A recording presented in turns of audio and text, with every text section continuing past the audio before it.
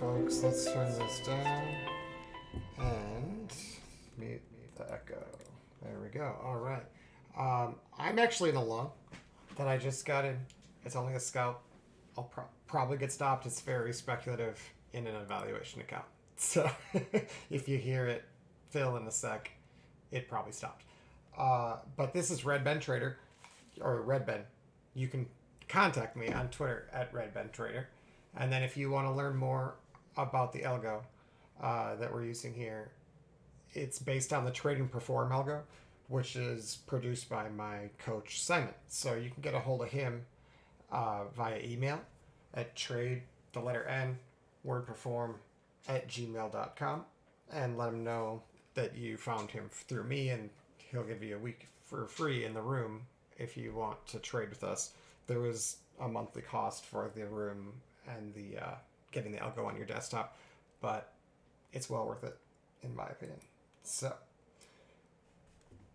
what's going on here? Oh, first of all, I don't think I said the date in case people are watching later. This is Thursday, May 18th, 2023. And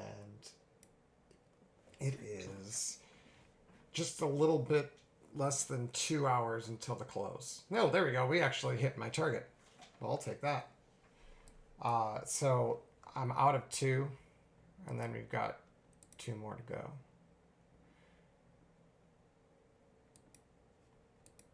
We shall see.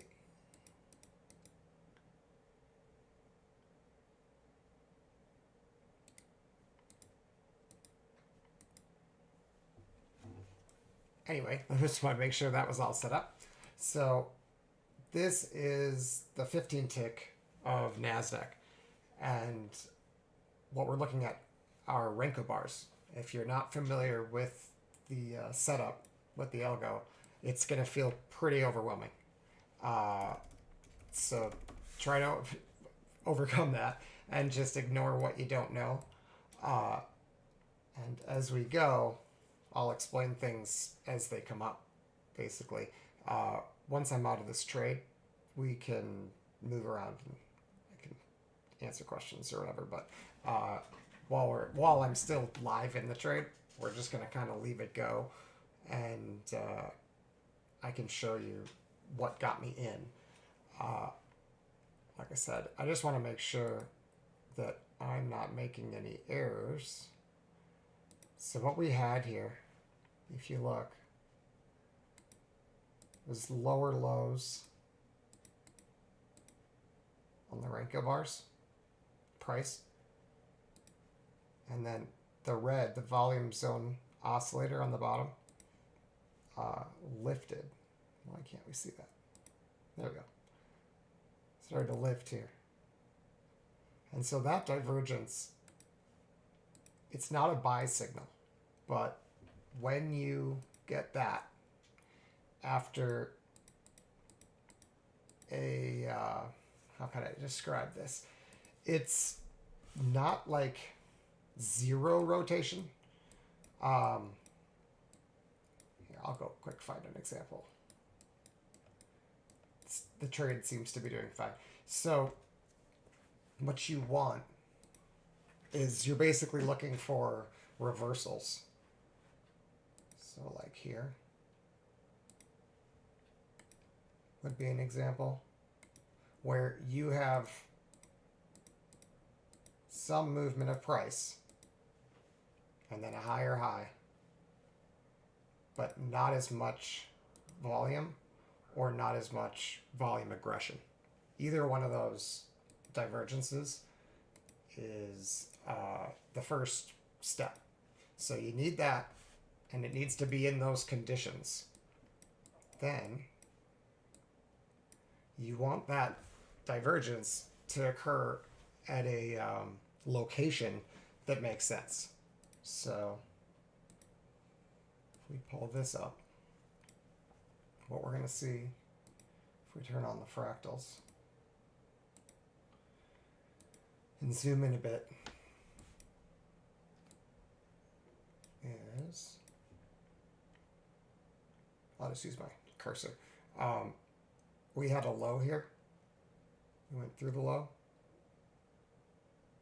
and then retook the low on the 15-minute chart, and it creates this little like potential morning star reversal pattern on the 15 tick. And if you zoom in even further, which I don't usually do, but if you can't see it otherwise, that one also aligned. And importantly, we sucked up the liquidity below there. So if I draw a line horizontally, snap to that low, what you'll see over here is we got below it, meaning that any long that got long here or here or here and put their stop under this visual low, they just got stopped out. And it's important to stop out traders going in the same direction as you want to trade. And if that doesn't make sense, that's okay. Just for now, I would suggest just accepting that that's how it works. And then if you're new at trading, you just kind of have to learn that basically that what moves price is where people are positioned. So once you've stopped out those longs, there's no longer a bunch of longs, a bunch of traders positioned long from higher, which were causing, those traders were causing some difficulty getting the market to lift. Hold on, I might need to take profit here. Sorry about the cat. He wants to play because he hears me talking. Okay, no, we're good. I kind of have to keep an eye on both of them just to be sure. I'll probably just take one of them off here at like, let's see if I can get to 91, right under the voodoo range. If I get filled there, I'll just leave the other runner and whatever happens, happens.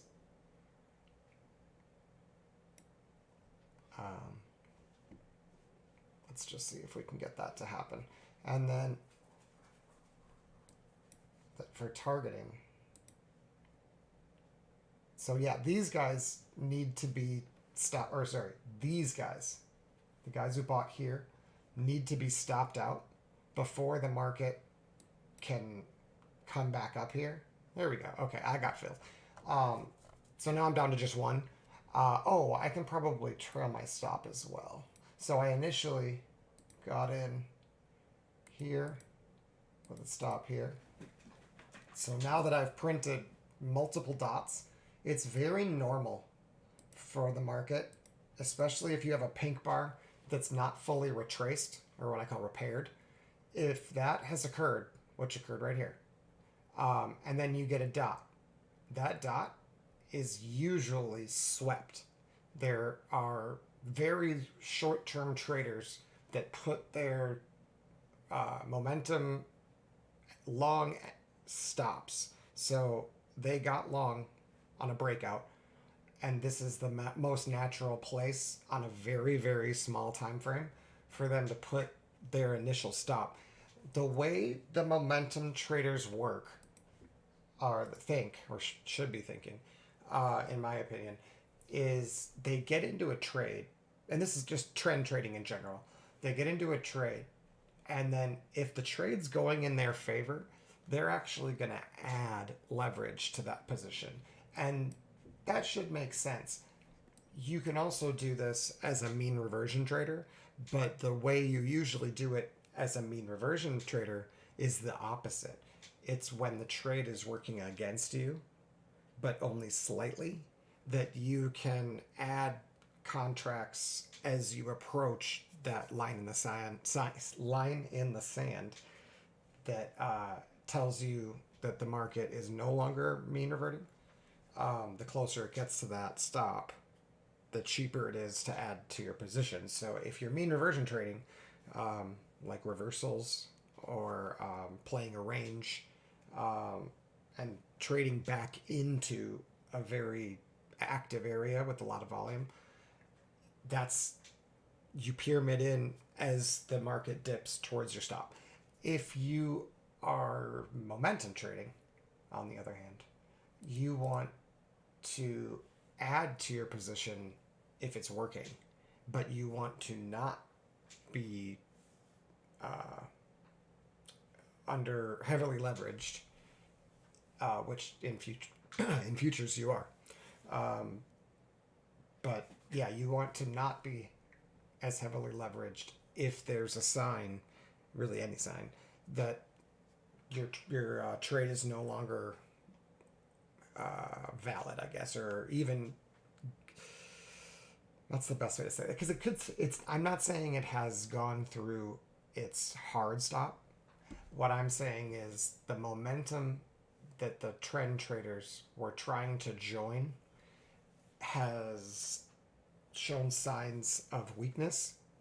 What they're going to do is stop buying and start exiting, right? Whereas mean reversion traders, the good ones, do the opposite.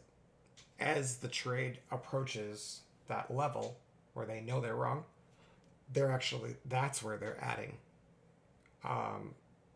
So it's important to treat those two types of trading differently, because in this case, I may have started as a mean reversion trade, but now I have triggered momentum trades. So here it was a mean reversion trade, and I got paid for that trade. If you recall, I took 2 exits already, and I still have a runner. So that runner I can think about like a momentum entry, because I've had signals that could have triggered me in to a momentum entry to the long side now. And so, and those setups, those momentum setups, will have a tighter risk, like less, I don't want to say like, I'm trying to think about the right way to describe this, but it doesn't cost as much when you're wrong, because you expect to be wrong a lot when you're trading momentum. But when it does work, it usually pays you pretty well. But when you're wrong, you want to get out as soon as possible. So one place that the momentum traders tend to put their stops is behind these little visual pullbacks, and you can see these on any time frame. So if I zoom in here to the 8 tick from the 15 to the 8, and I look at what is being pointed at, that's the 40. Hold on. So if I go to the 8, I don't know if it's going to have the arrow. What's the level? 82.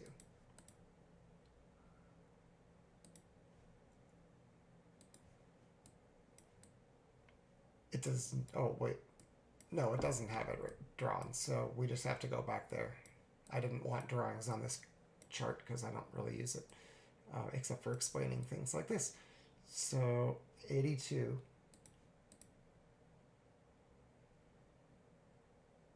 Or 81.75. And if you look,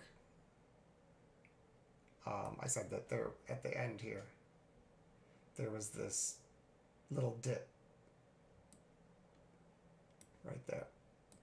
Oh, good, it does have a dot. So this, on this tiny time frame, is a very natural place for the buyers to put their stop right here. So it's very normal for the market to come down and take those stops. That's just the way the market works. And like I said, that has to do with making sure that those heavily leveraged traders who are taking profits up here and getting in down here, the market needs them to be out before it can get through that area where they want to take profits. It needs to convince them that it's not worth it to take the position that they're in at that price point. So the market, in order to go higher, naturally pulls back as buyers get disinterested since the momentum has slowed because people are taking profits. So as it drops, buyers pull their orders off the order book, and price further goes lower. Eventually, it hits some liquidity or some stop orders that push the market in like a panicky way on a very, very small time frame. It just capitulates. And at that point, you've filled that liquidity down there. And if there were enough buyers to absorb all that, then the result is new buyers are gonna, or maybe the same buyers re-entering, but one way or another, more buyers are gonna be coming in as long as the market can naturally overcome that level where capitulation began. So this is sometimes easier to see than to really imagine, but once you know what it looks like, it's just a matter of having a way to clearly identify it and like program it into your brain that all you need to see is that pattern. And then you just need your execution signal and you're good to go. It doesn't mean it's always going to work, but the algo is giving me the information that I need from this and the DOM to the point where I trust that if I see purple bars and then I see a bull response to that, like a triangle up that's pink, it's usually going to go higher if it's bullish. And then the question is, do I have evidence that it's bullish? Evidence that it's bullish would be signs of absorption, signs of momentum, or signs that the sellers have exhausted. Because when they run out of sellers, especially if they've moved much further than what the market was maybe positioned to expect in like the options world, the natural reaction is to go pin the market back like where it belongs. And that'll happen if you run out of those momentum sellers. If you don't have any more momentum, the market really has no choice but to return to those equilibrium points. So the hard part about trading in general is not like finding the points of equilibrium and where you should be making decisions and things like that. That's actually the easy part. The hard part about trading, in my opinion, is figuring out what I have to see at that point of like whether or not it's happening. Like, even though I know where it's going to happen, knowing whether or not to trust that this time it has at least some chance of working, and kind of being able to quantify, like, is this a really good opportunity at this level, or is this just a so-so opportunity at this level? But I don't have a lot of time to make those decisions, so and those judgments. So having the algo alert me basically to different conditions, and I've trained my brain, which is taken time. There's definitely a learning curve because it's a very different way of trading than what I was doing before this, when I was instead using all my brain power to analyze this and to watch carefully on the DOM. Instead, now all I need to do is learn how to trust that when I see this pattern with divergence, that it's usually not going to get down there, and instead it's going to reverse. Is that going to happen every time? No. it will absolutely stop sometimes, at least maybe 30%, but sometimes higher depending on the environment. And that's why you need to have rules for whether or not you want to be taking longs or not, because there are situations where it looks exactly like this with purple bar, divergent dot, star, pink triangle up. And if you don't get this follow through triangle up here, it actually fails instead of going higher. So you have a choice of improving your win rate by waiting for this to show up, or because this in and of itself is bullish, the double pink and the star following the triangle, both of those like combos are bullish, and it's happening at a higher low, so that's also bullish. And then there's actually, you can, if you know the algo a little bit, you can see that there's potential like marks to get trapped. So these guys are powerful sellers, and they were active, most active, right where that dash is in the bar. So I can actually go up to here where that dash is, and then bring this to the top, because most of the sellers that were really aggressive, which happened in here, most of them were above that line. Down here, there were not a lot of aggressive sellers. Most of them went off up here. When it got down here, price dropped, but it dropped because buyers were pulling orders from the order book, and they weren't followed by any more aggressive sellers. Otherwise, we'd see another bar and it'd have a star or a dot or something like that, and it's not there. Instead, we see an aggressive buyer follow through, which is probably these guys starting to exit their position.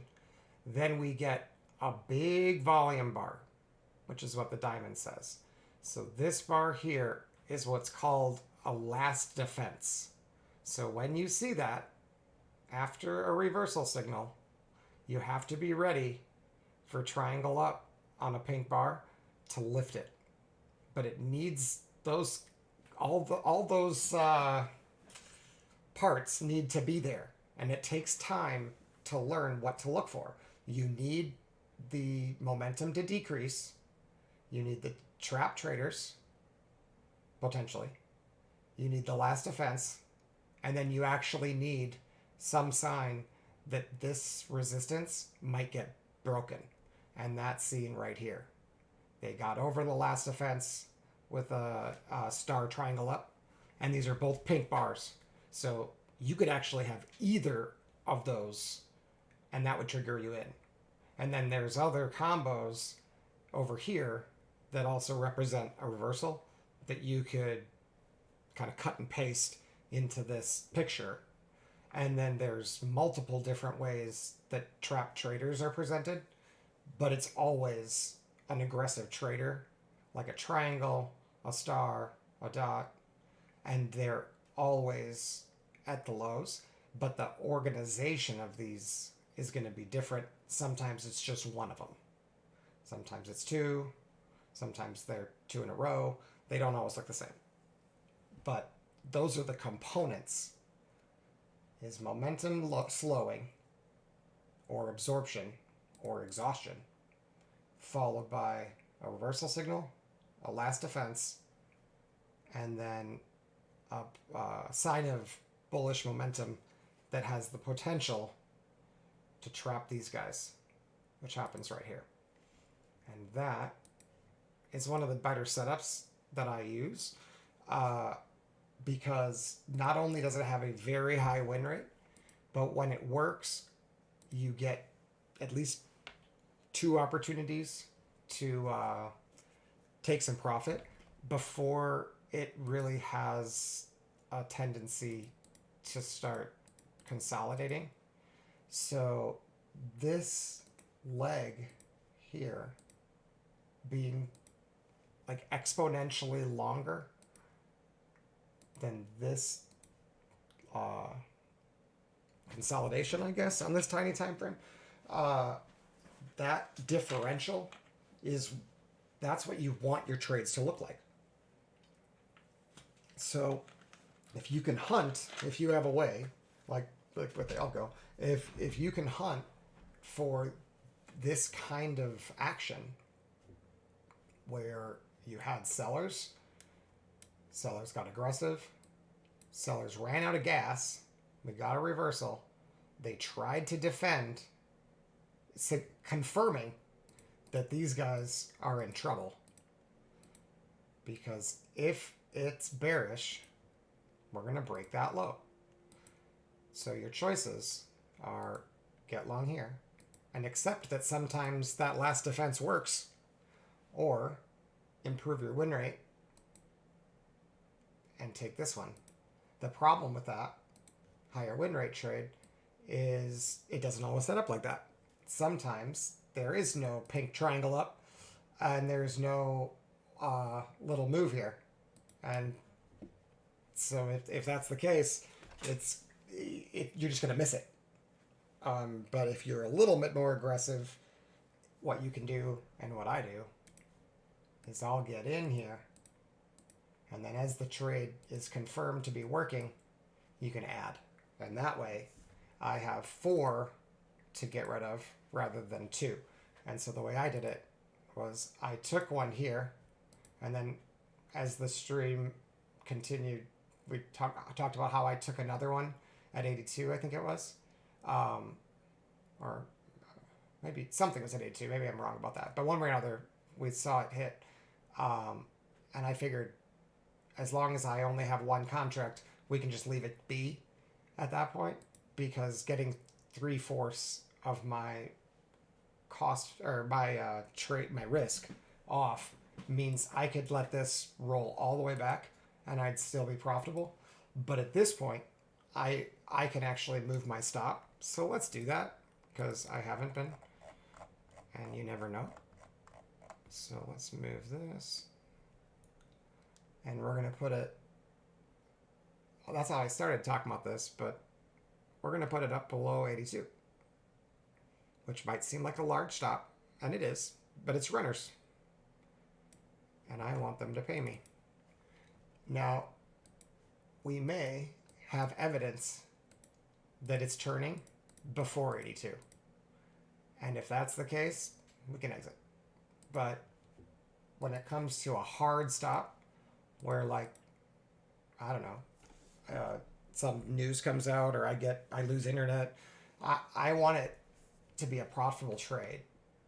And so at 82, it's very similar to my average profit, but it's also underneath this dot, which is often tested, which we already talked about.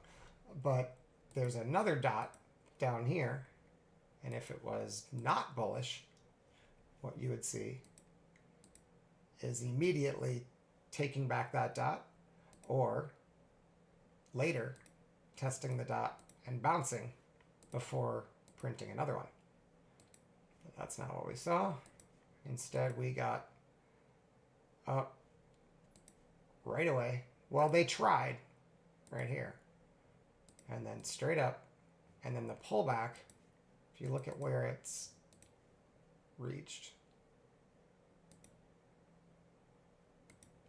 the pullback comes into that range of that bar, but not under it. And that only happens really when it's bullish. Hold on. Okay. Hold on. Okay. So there's really no reason at this point to stay in the trade if they take out this one, because if it's bullish, that doesn't need to happen.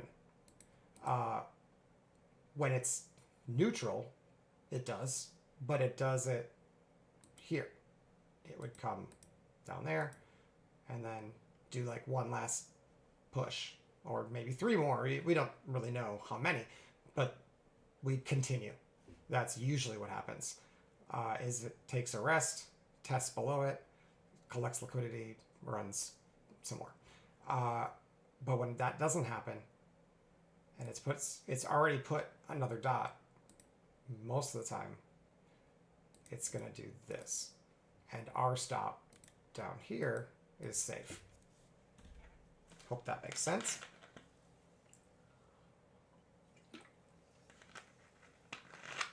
Does it mean that I won't get stopped? No. It means that if I get stopped, it's not bullish. And that's what I really care about.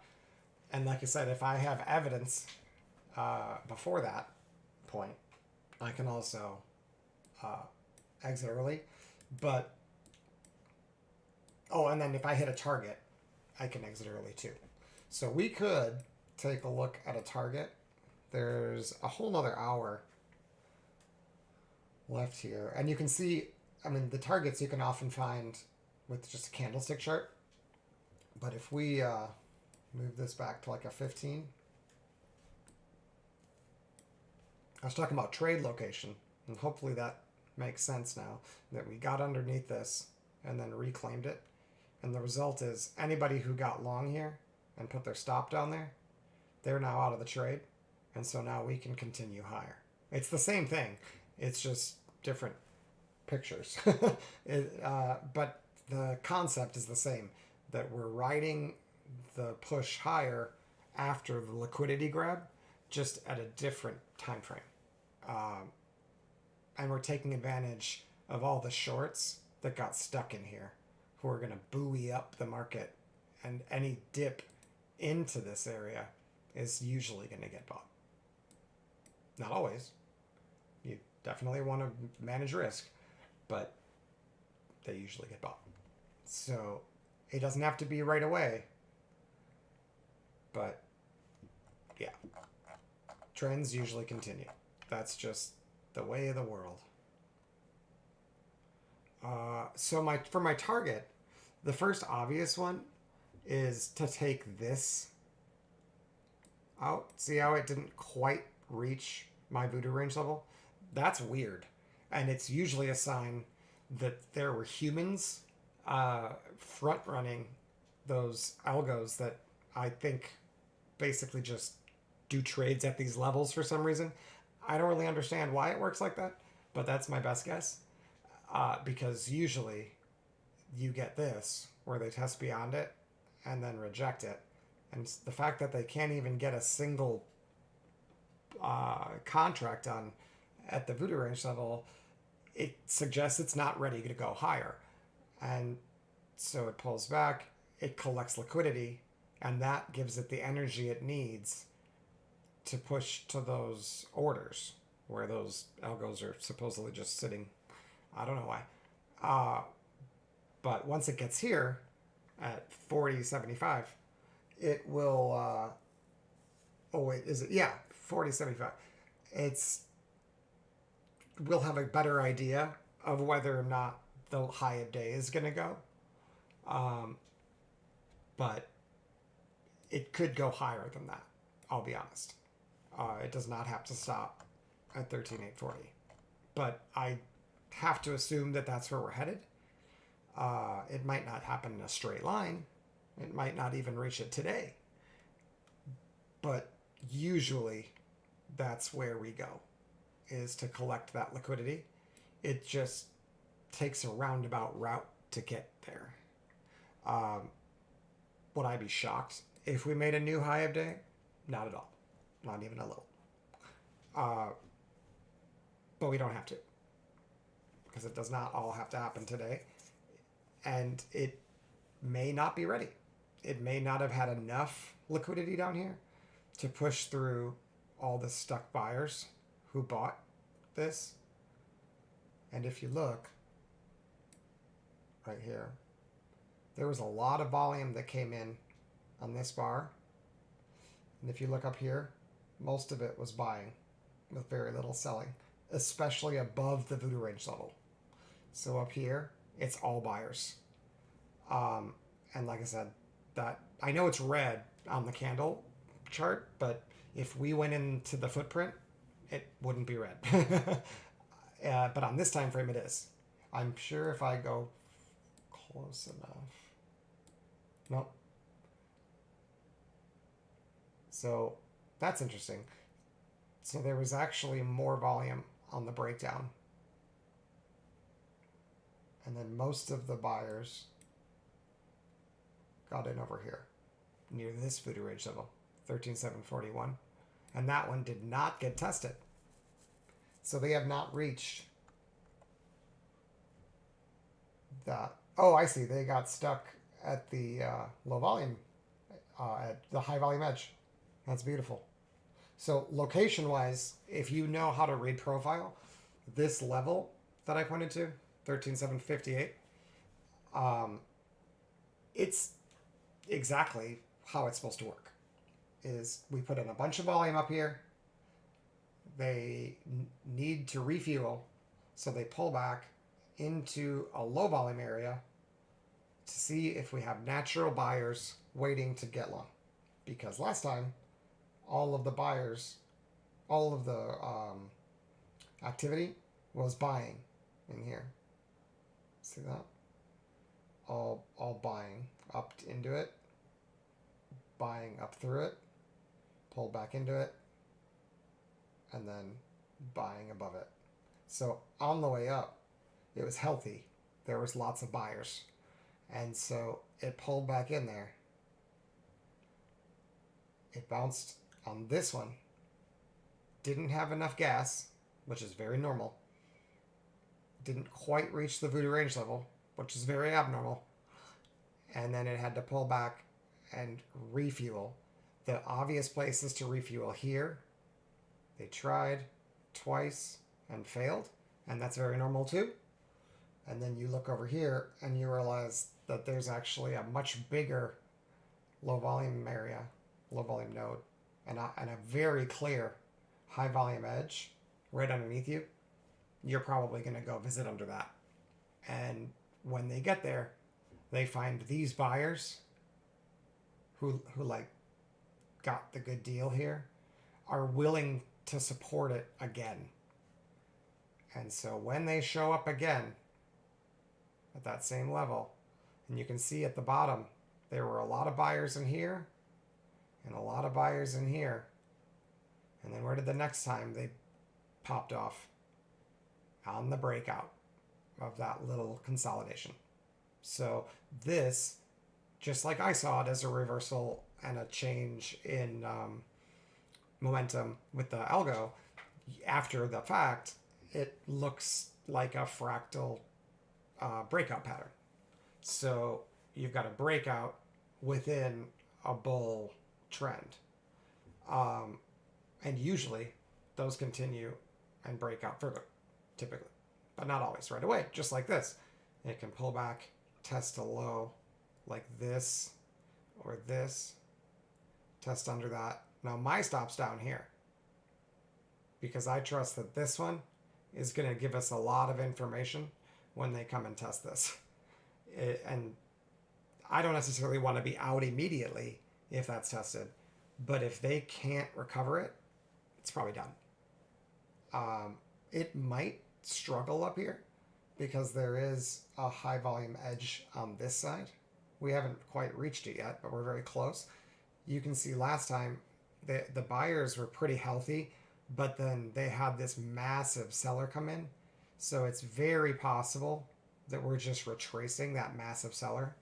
And once we test into there, we're gonna find, like we just did, we're gonna find out whether or not the buyers are serious.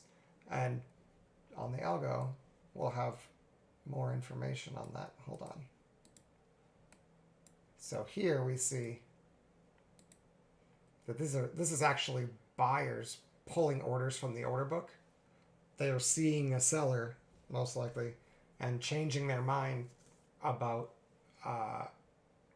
being a buyer there. They had their order in the order book to buy, but assuming this bar closes purple, then most of the movement was due to them pulling those orders. And that's right at the top, which is not really bullish. So let's see if they close it.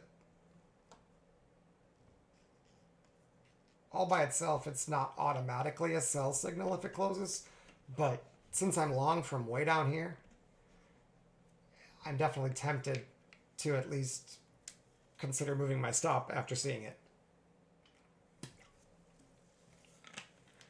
Yep, so if they get a double purple, we'll just get out, because that's actually a bear signal. Doesn't mean it has to go lower, but if they close this bar purple, we're just done with it. And I'm cool with that.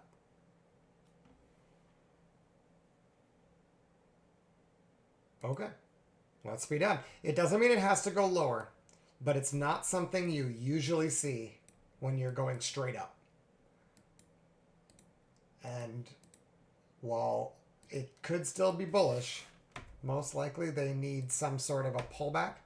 And we already identified that these two spots are the most likely spots to pull back to check for liquidity. Could it stop right here? Yep. It could just bounce. And then I'm out of the trade, but I got a good profit for it. Whereas if I hold and it rips through this to my initial stop here, I have to give back a third of the move. So didn't have to get out, but it's not something you usually see when the trend is building momentum. It's usually what you see either right before the capitulation move that rolls over or at the beginning of the consolidation that eventually potentially rolls over. Particularly considering where we are on a higher time frame. Let me see if it's clear here. It's a little hard to see on this time frame, or this Renko level, but it's there. So if I draw visually, see how this started with two purples, and then they couldn't retrace them, so they went lower. So if the market can't immediately take this back, it's not ready to go higher. And while it does happen, usually it doesn't. Now two of them. If it's one of them, not that hard to retrace.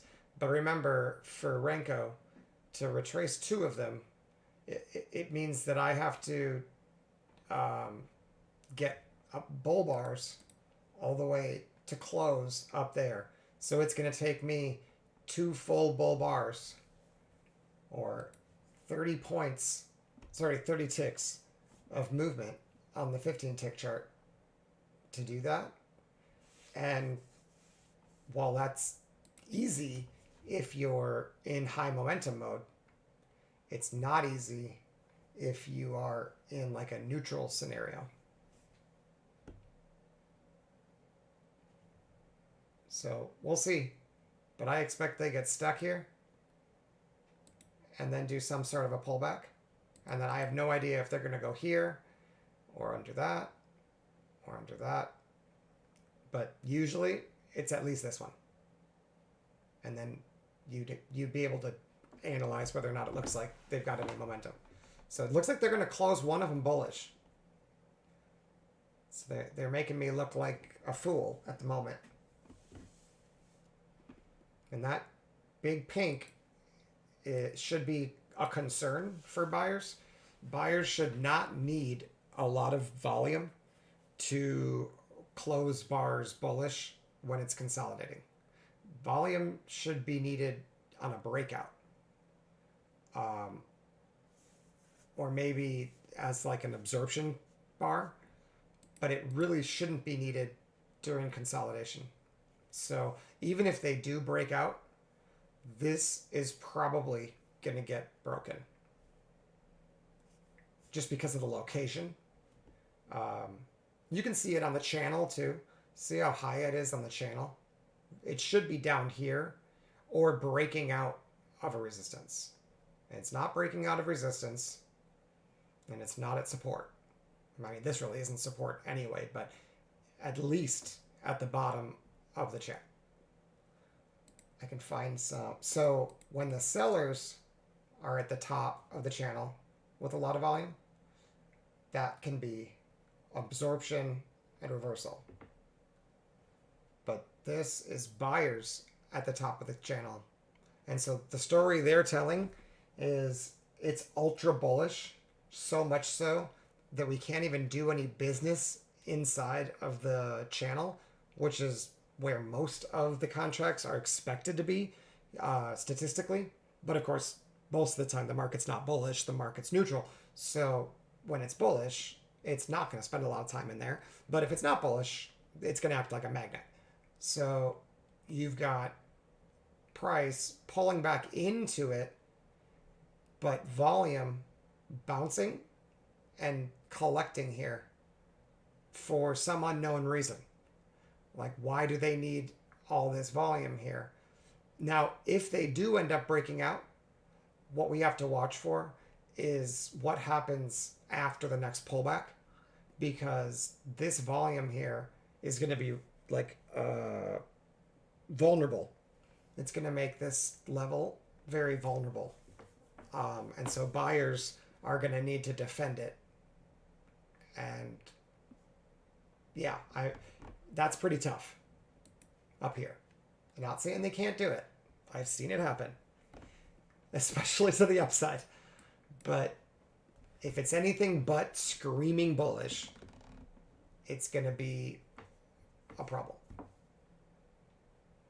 Okay, so they do get the full close above the purples, yeah? Oh, no, not quite. One more. I guess they need 3 to get over it. It's met it, but has not overcome it. I guess it's still technically fully retraced, though. So they did fully retrace the purple.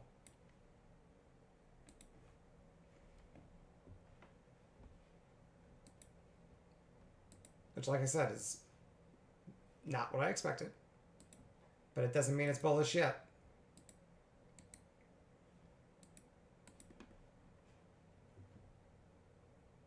If they close another one up here, especially if they can keep lifting volume, which is the yellow line, yeah, then it's still screaming bullish.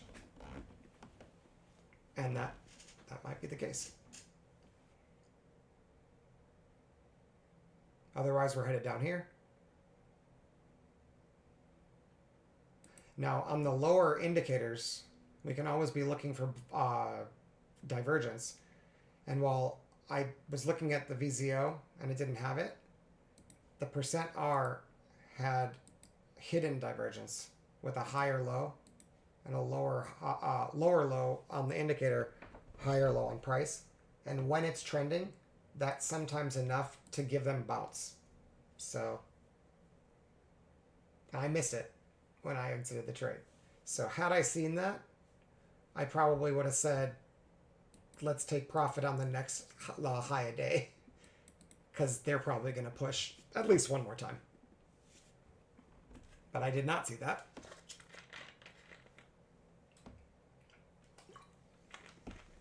But I'm learning to watch for it, because it, like I said, I used to only watch the VZO, which is like, well, first of all, the percent R is basically a stochastic, but it fits better to Renko, in my opinion, just because of the mathematical formula. It makes sense for Renko. The hard part about it is that it, just like the stochastics, it tops out. And so when it's really bullish, all you have from the percent R is extremely bullish. You don't know if it's exponentially bullish or more bullish, or if it's weakening in there. You don't know until it drops underneath 0, because the mathematical formula has to give a negative number, and it can only range between 0 and negative 100. So that's the negative of using the percent R. But the positive of it is when you use it with Renko, the divergences and hidden divergence in particular with the trend give you great momentum signals.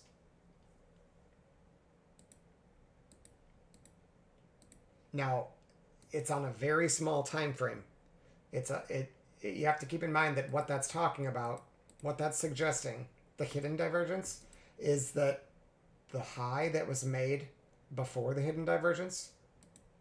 So here, well, there's a couple of them, right? But the first one, the hidden divergence occurs on this low. So this high is likely to be broken. And then here, the hidden divergence is on the low I exited on, right? So this high is likely to be broken. That's what that's saying. It's only used for trend continuation trades. And you need to have, first of all, a Renko close, because otherwise that divergence can disappear. So you need a bullish close. And then for me, because I don't know, I don't like shorting in the hole or like buying the top, that I also need some sort of target so that I know I've got decent risk reward. I can't just buy because it's got divergence. The algo gives me some hints about points of aggression, but when it comes to continuation of a trend, the easiest thing to do is just to watch for the pink bars, because when it's bullish, those pink bars are powerful and it's hard to retrace them, whereas when it's neutral, the pink bars are vulnerable and it's easy to retrace them. So it's like, as a trader, you always want to kind of have like your detective hat on, trying to analyze the situation. And the pink and purple bars, how the market responds to them, gives you a ton of information that's like really hard for the market to hide. So like here, pink bar, pink bar, pink bar. If they can't fully repair these, and so far they have not done them all, then it's not super bearish. It may be neutral, but it's not super bearish yet. Then you could do the exact opposite with the purple. And you can say, if I can fully retrace a purple,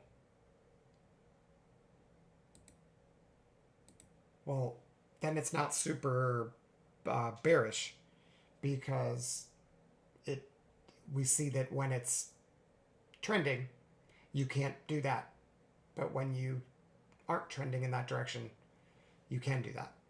That's the easiest way I can say it. So by repairing the purple bars here, it's saying it's probably not quite ready to just like rumple. It might go lower, but it's probably neutral or maybe even bullish. And especially when that's put together with this, that it didn't retrace on that first pullback. And so those two pieces of evidence say this high is probably going to get broken. And then we had divergence confirming that that's a pretty good bet. And the problem here is that high was very close to this close. So you didn't really have a lot of expectancy. So I wasn't really tempted to take it, but technically that's how I would read it. It would be a lot better if it showed up in a spot like this, where you've got a lot of room at the bottom and a lot of room to the top. Right? We talked about this earlier, that what you want when you're trading is the giraffe or a dinosaur. You want this. So your expectations should be reasonable that you get this kind of move just to get back to some previous point of resistance. That's what you want. That is not present here. If anything, the opposite is present, right? The risk reward on a short is the T-Rex, which is what you want. It doesn't mean you should short, but your risk reward will be better.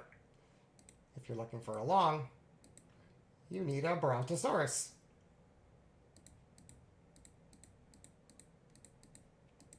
Right? You want to be the neck. In both, yeah. And then here, I don't know. I guess you want to be the rainbows.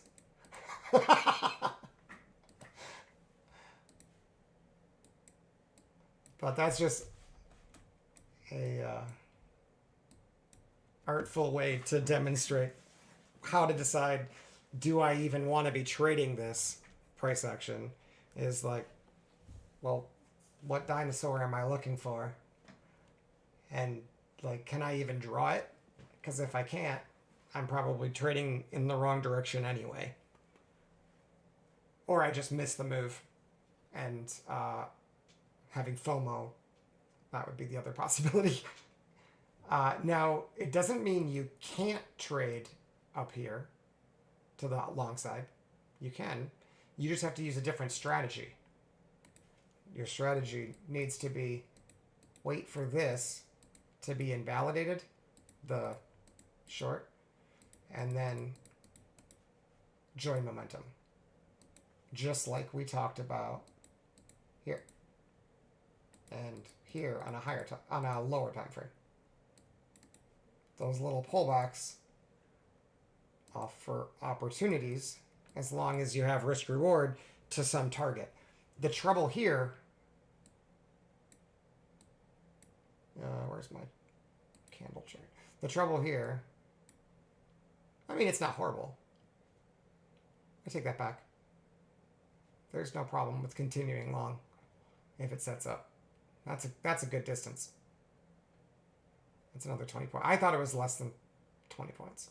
I thought we were already up here. If it was less than 20 points, I'd be like, just forget about it. But if we think, and I think this makes sense, that the market's coming up here to collect liquidity from this high, well, then that's our expectancy. If it goes higher than that, great. But it needs to make sense to target 40.75 from wherever we get in, considering where we have to put our stop. So what that means, essentially, is since the target is maybe 20 points away, we need to have risk less than 20 points. That's the easy way to think about it. It doesn't have to work out that way. There are setups that don't need that. But in this case, that's the easy way to think about it. I'm checking the higher time frame here. So this is a 67 tick. And you can see we have a pink bar really far away from the channel, the blue here. But we did not have divergence yet. And then we had a star. And that's usually bearish. Pink bar star. Note we had a dot that we looked under. They tried to go back to it and rejected. So that was bearish. Where should we expect price to go? Probably here, right? It tries to get there. It sucks up liquidity and closes bullish with a lot of volume. Does that make sense? Yeah. This is new support. That's where you want the volume to show up. Where you don't want the volume to show up is up here or up here, unless you're breaking out. So this does make sense because it did a liquidity grab and then ran higher. So on the higher time frame, what this looks like is a rejection of any sellers at the midpoint of the channel. This has happened many times in the past. Here's one right here. Goes higher, pulls back into the midpoint, bounces, hits the, this time it did a double take. It hit the top of the channel. It pulled back. I can't tell if it collected liquidity here, but if it didn't, it's extremely bullish because that should have been easy. And instead, they closed it bullish. So, like, you can't short anymore after this. And so you want to get long here or here because you can't short anyway. Boom. Can't get back into the channel. Same difference. Then gets into the midpoint again. Gets back to the channel. And normally what happens here is either a breakout or a rejection. The fact that it happened in just one bar is impressive.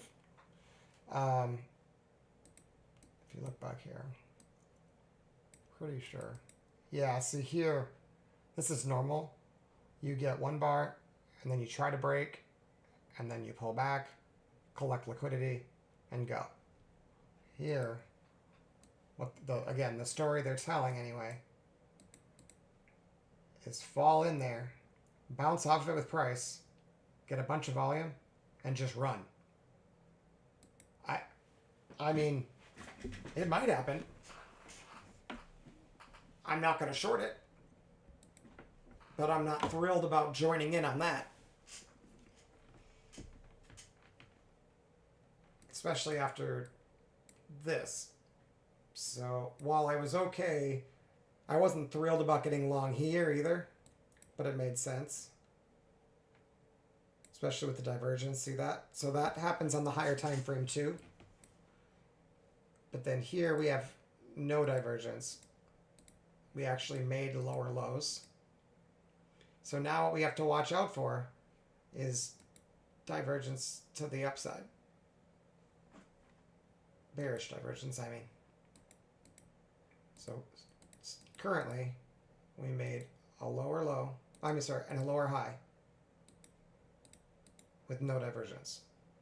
Well, now we're breaking this high at the red line with VZO, and we're approaching this high here on the percent R. So we better break this, otherwise it's divergent. It probably does break because I'm out of the trade now, but let's see. This does make sense. Big volume into the previous liquidity. So they do break it. Now they don't have to worry about divergence. What probably happens is it pulls back. And then, but I don't know. No triangle on this pink bar. So the triangle wasn't positioned the way we want for a big breakout. Interestingly, this one was. But you can see that price-wise, it wasn't a breakout. So it really wasn't. Like, it was... Let's say it's not. I don't want to confuse anybody. But in both of these cases, the triangle is not positioned. The thing about this is that it's pink. So it's on the pink bar, but price, the brick is like one or two too low. We wanted that with a pink bar with a triangle. And maybe we'll get it.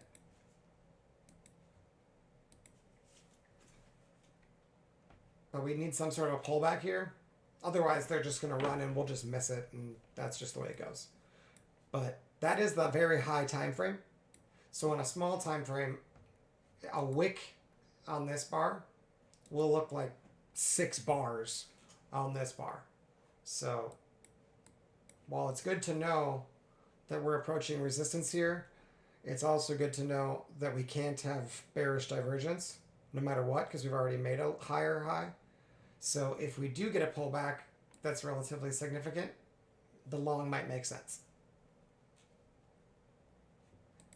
There's really the only way you could get a short here. See, the problem is you have no purple bars to work off of. This one got completely retraced, repaired, and there were none up here, and there's none in here. And so the lack of liquidity here means that you can run through it easier, which I hadn't looked at before, but makes sense. I wonder if I can find other situations like that. Purple gets fully retraced. No purple. No purple. Breakout is explosive. Ah. Well, I definitely wish I would have held now.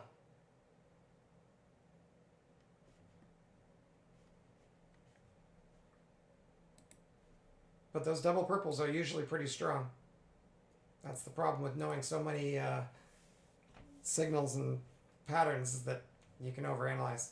So we've now reached the target.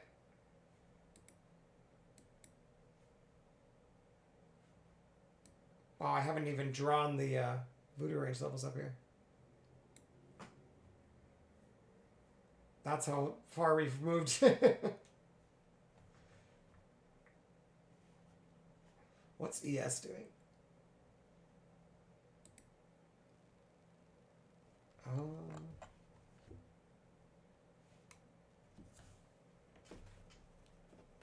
Trying to break out too.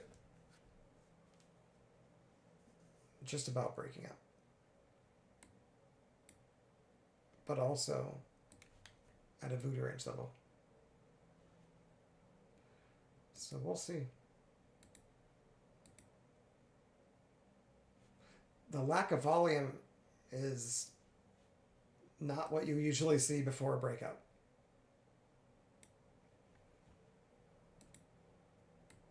But I'm not one just to guess. I'm not just going to say maybe this is the top. But if we can get a move up that doesn't have any pink bars, maybe that might set up. We do not have divergence to the bear side. We do have a little squeeze here going on. But that usually just means we're going to get some sort of a pullback. It's not a reversal signal. We have no...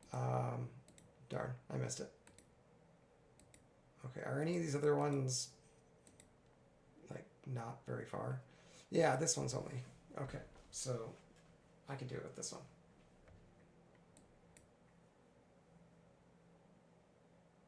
I'm not going to trade real money accounts when I'm distracted by explaining things. Sorry, but I don't want to, like, self-destruct. I don't care if I do with the evaluations. I can just buy a new one for like $60 or whatever. So, yeah, I could care less what happens with the trades. But if I, like, messed up on my real accounts live, I'd be frustrated. So, especially after having a good day, I'm not going to give it all away in the last half hour. But that, I did see it just a little late. Kind of had to process what that really meant. Big capitulation, trapped up a high, above the high, I mean. Big volume, momentum shift, triangle down. And it was pretty fast.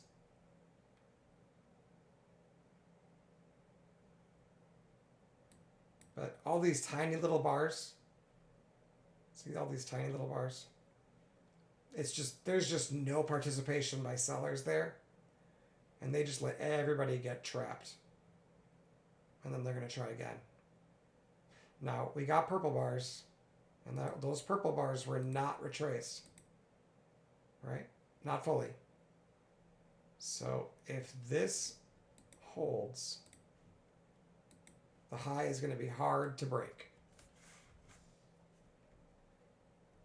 And if we approach it, but reject before it, it's not a horrible place to get short. If you think you have a target. And the targets are generally pink bars that aren't fully retraced. So the targets are here, here, here. Now, the market's not just going to reverse because it hits that, but usually it does come into at least one of those. If it's the first one or the second one or midway between the second and third where it reverses, no idea. But they act as pretty good targets. Darn. I just didn't really want to risk giving back after trading a one trade that paid me like $1,100. So I switched to a new eval, and it just took me a minute. And I missed it. They never came back. Had they came back here into this bar's range right here, I would have taken it short. But they did not. And they've now hit the first target. And a lot of times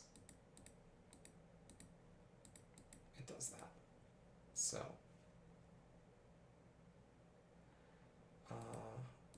where's my erase last? Okay. There we go.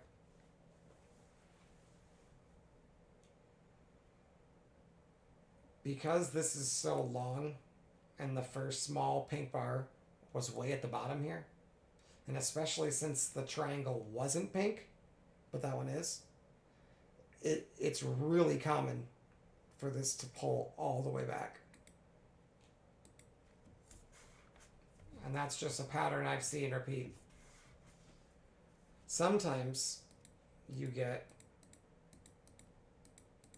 that. So let's see. If they get one more attempt that rolls over, it's probably worth a try. The real issue here is we're up more than 1%, and there's only 30 minutes left in the day. And so anybody who shorted today is just bleeding heavily. And to expect them to suddenly grow some cojones and like put up a fight, considering that so many of them are stuck, it's just doesn't happen very often. That's not usually how it works. Okay, so that's a powerful bar. There's sellers down here and buyers took over and then sellers gave up, is what that's saying.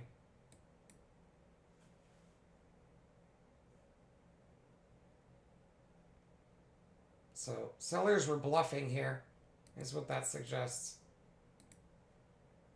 Let's see if they're bluffing about selling this. Because they said here that they got plenty of backup. And now we're like, let's see.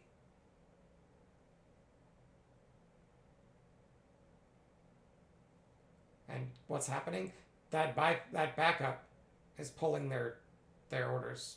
They're retreating if it closes pink. It's also got the brown in the background, or like orange or whatever, and that means that there's divergence on a smaller time frame. So it's basically just telling me that there are it's not a volume related thing, not like, I mean, it's not an amount, but it just means that it's aggression, volume aggression, but it doesn't really count unless it closes. So really there's nothing to explain until it closes, because like this triangle up, that's only going to print if it hits 13.8 45.25 before 13.8 33.75. So it's nothing until it closes.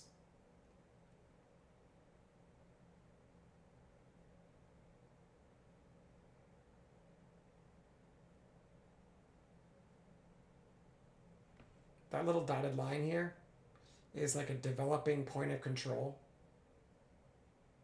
So most of the volume over time is being done right here. And that began here, meaning that most of this was low volume. And then when we came back into that level, we got a bar below it.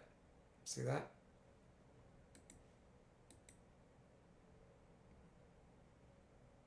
We also had a pink bar fully retraced.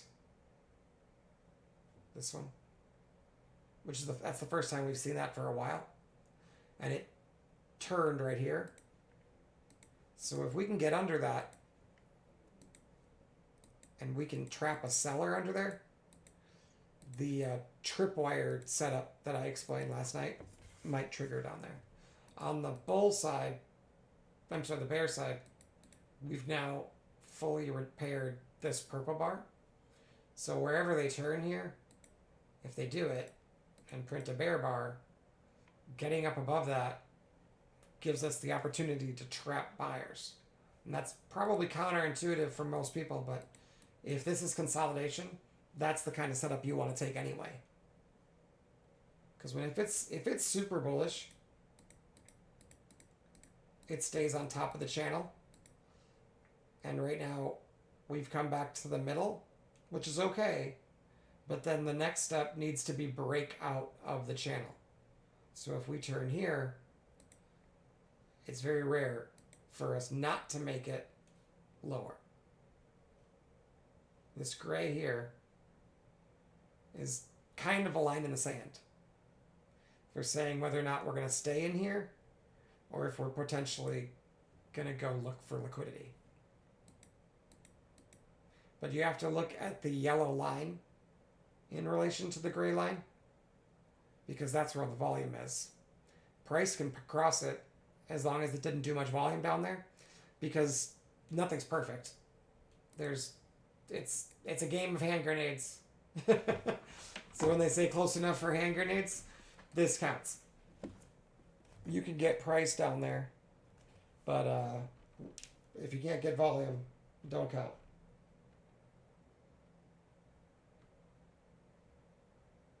Okay.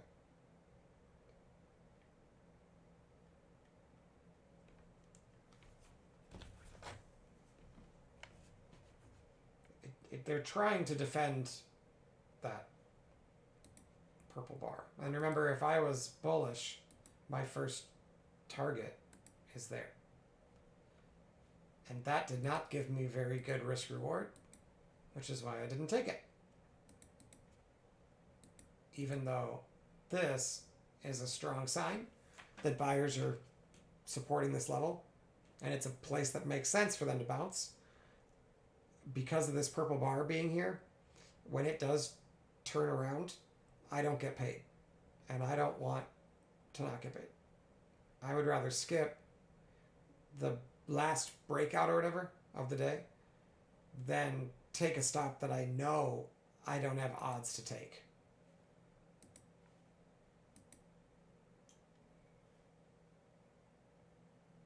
We have no divergence, and no divergence on the higher time frame either. What about the 24 tick? Let's check that. For the 24 tick,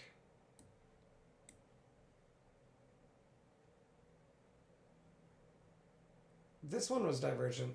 It made a higher high than this, but just flatlined basically on the indicators. Doesn't necessarily mean it's bearish, but getting a pattern like this, pink bar, big volume, triangle down, at least has the opportunity. And now this would be the last defense. And then what you need to see is a bearish move like a double purple bar or a purple bar with the triangle down. Would show up right there. And then you'd target this pink here for your first. And then maybe the bottom of the channel for your second. But it's got to trigger first. I can't just guess. Because these first defense or last defenses sometimes work.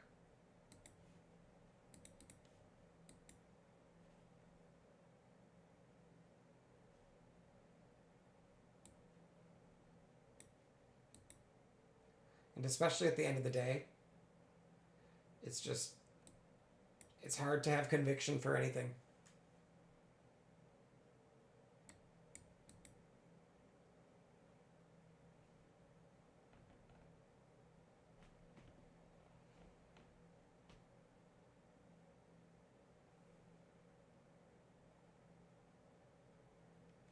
So remember, we know that there were buyers trapped up here.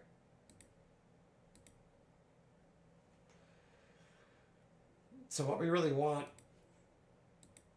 is a test and fail. That would be perfect. Note the pink bar got immediately retraced. So normally, if you can get below that, you have a chance of setting a tripwire for a short and then taking it higher. That'd be one option.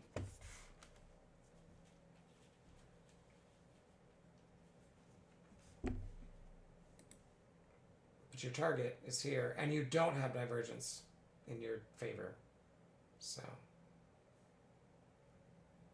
Oh, wait. You do. Shoot. I wasn't looking far enough back. This was such a big move. Lower. Lower. Higher. I missed it. Again. But risk reward was poor. But that made this better. Because the bar before it, they had bullish divergence. And then sign of aggression. And then a small triangle. A small bar. Small bar or a pink bar is what you want, really. In a continuation situation. Otherwise, if it's a triangle on anything else, it's way better when it comes back into it. I can find one. Oh, like this. So, like, I don't want to short that most of the time. But I wouldn't mind shorting this if it drops if I was bearish. I don't think it's bearish. But if it was, that'll work. A lot.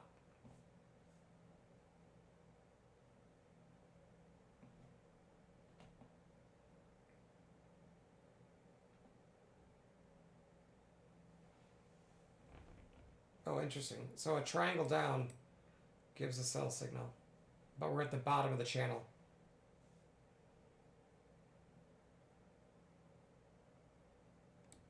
Can still work.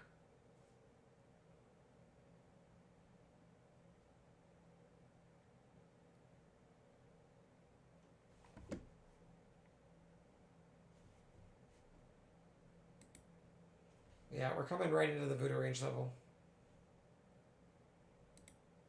I don't have it drawn here because it's so far away from where we reopened. I'm just not thrilled about shorting in general at this point in the day.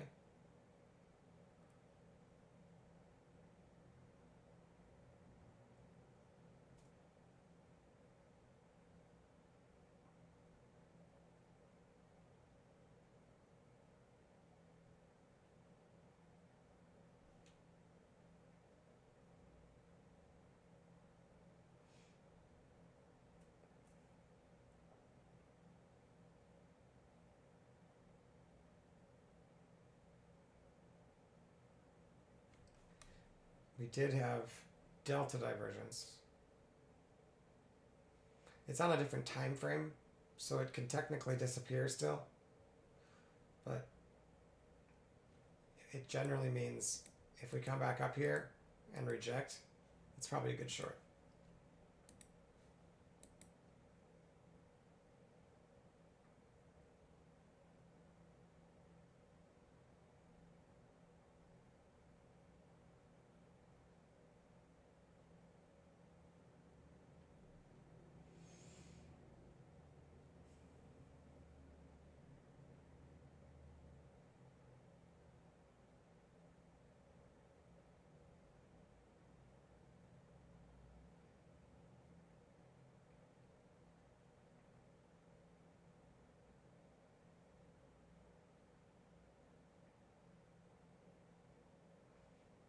Only 20 minutes left.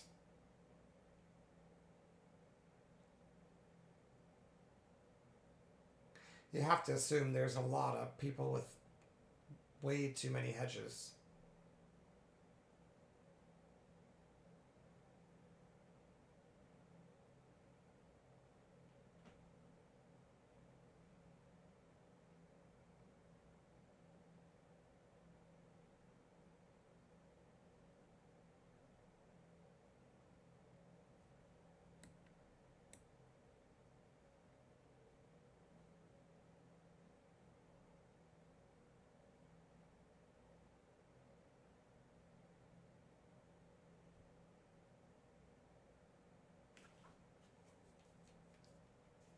And they're not going to get the triangle down. Sellers just have nothing. Oh, they got a dot. So now if it's bullish, that's an entry. Uh-oh, pink bars, it's unretraced, see that? So pulling back into here, you could get long with a really tight stop. You can try it.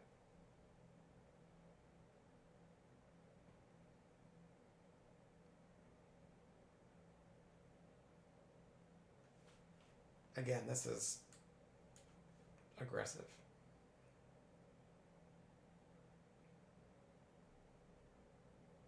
They're not going to get me.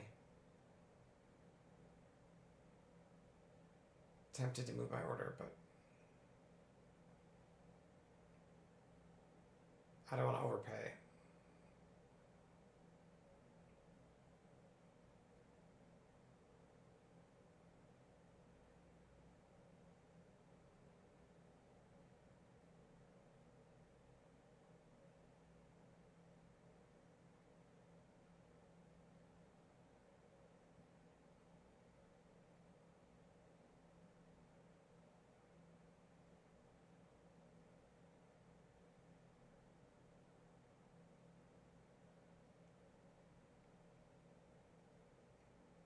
Oh, maybe they will pay me. Maybe they will get me.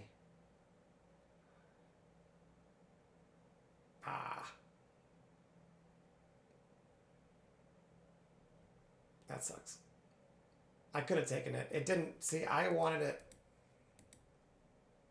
to touch this. But watching it, it was like, yeah, that's not going to happen.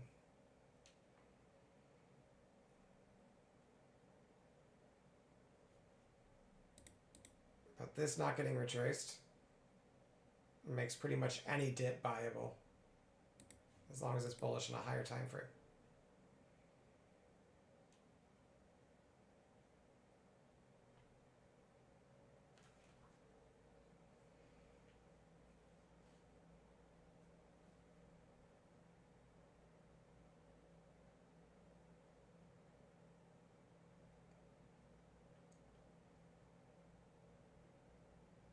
It does not look like it's going to pull back, does it?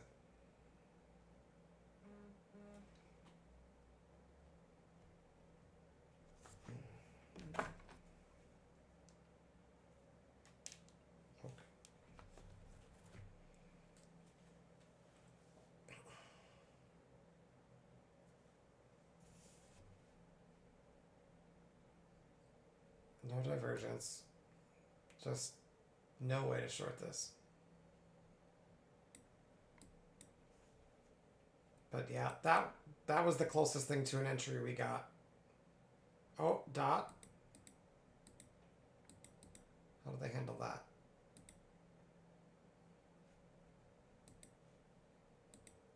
It's not on a pink bar. Ideally, I want them to come back here.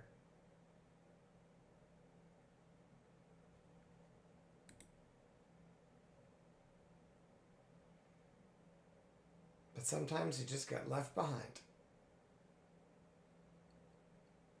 And realistically, we've already hit my first target now.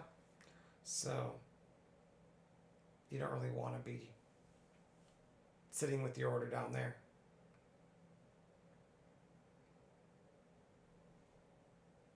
Because it should have been a scalp.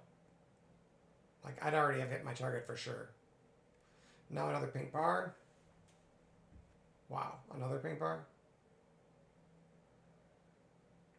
Jeez. Seller's just totally giving up. The yellow basically means that it's like vulnerable.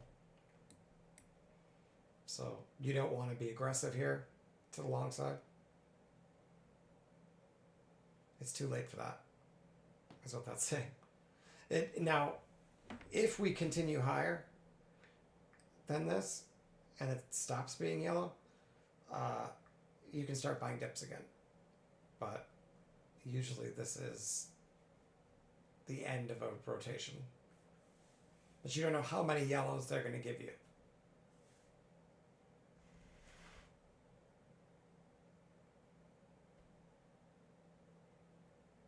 But this all makes sense. I just wish I would have grabbed it. Especially considering I had a runner earlier. This game is not easy. But at least I'm not getting killed. Short. So we're obviously new high day. And shorts are just giving up. Different day, same story.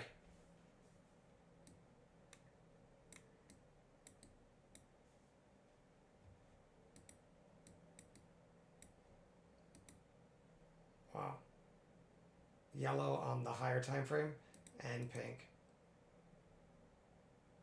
Be hilarious if they can't even retrace that.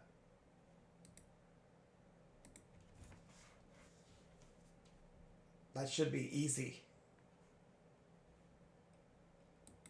to come back in here. And it's probably a long. Even though I'd feel like a dumbass, probably works. Just like this.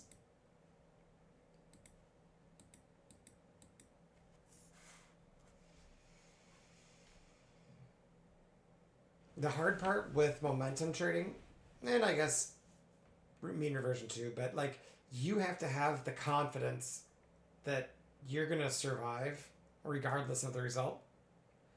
And a lot of times that confidence is hard to find when the actual setup shows itself.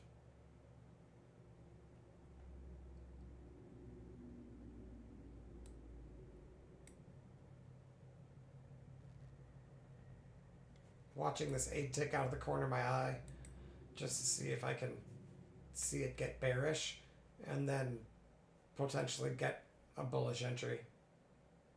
Because if a tiny little time frame suddenly looks bearish when everything else looks bullish, all we need to do is flip that time frame and trap a little short. And then it can go higher.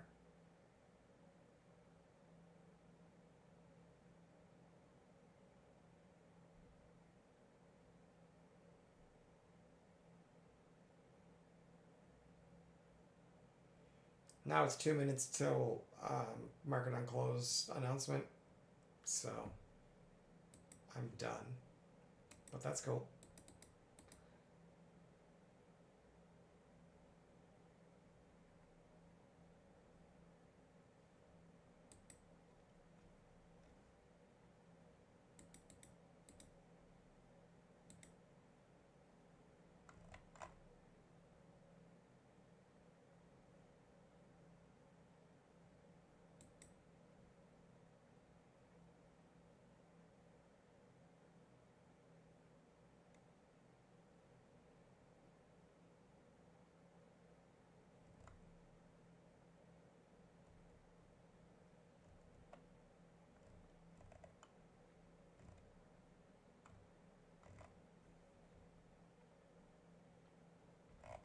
Checking for news. They like to let news go right now.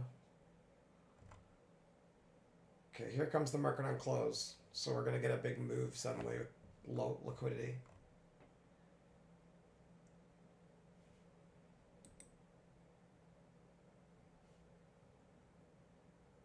For 30 seconds.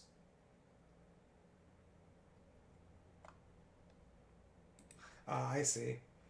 Some senators saying that they're beginning to feel confident that they'll not shut down the government.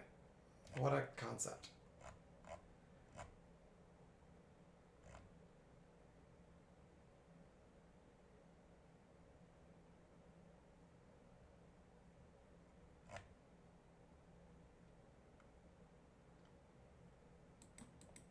Okay, there it is.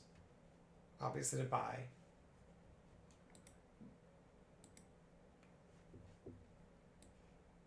If you had a Bloomberg, you could know that was coming, but even without it, you just get out of the way, in my opinion. And now that we know that the market knows that there's a bunch of buy orders coming in at the close. We can see how they respond to that information. Most likely trying to front run them as best as possible.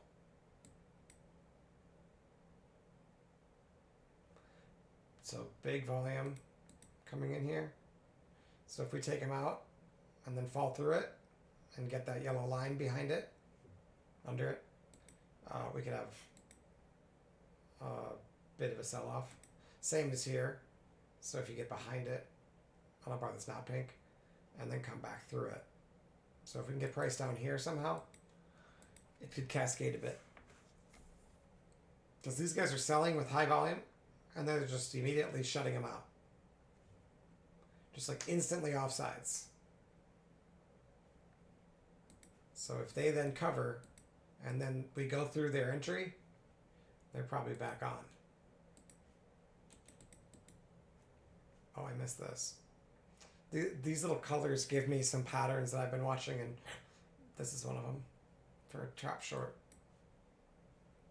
That's okay. At the end of the day, I'm not going to mess with my green day, but wow, what a day.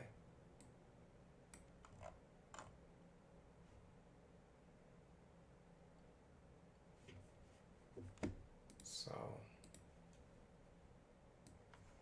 unfortunately, most of these are evaluations, except for the first two, but it's a pretty good day. Like I said, the big ones are the evaluations, but the point is, if you look at like how many trades I'm taking, I disregard the numbers, but I think it's okay. You can tell I was momentum trading in the performance accounts because the win rate's lower. And so I'm doing a lot of test, scratch, maybe for 3 points or whatever, and then getting back in again and getting a runner. And so it might have taken... Oh, and then it'll have more contracts because they're micros. So you might see like 13 contracts, but that could be 2 trades. I did not use the copier today. I went from one account to the other. Just to kind of spread things out. And then I was trading bigger size with minis in the evaluations, just because the faster I get those either qualified or blown, the quicker I can cancel the monthly fee. So I'm not going to trade micros in those. I'll just get a new one if I fail it. They're not that much.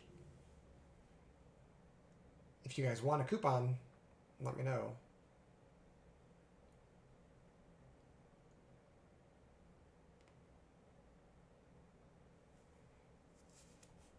Here, I'll put it in here.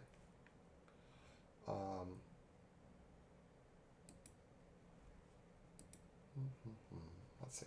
So, go here. Oh, I see. I've got to sign in here. So you go here. And then you can use the coupon save 80.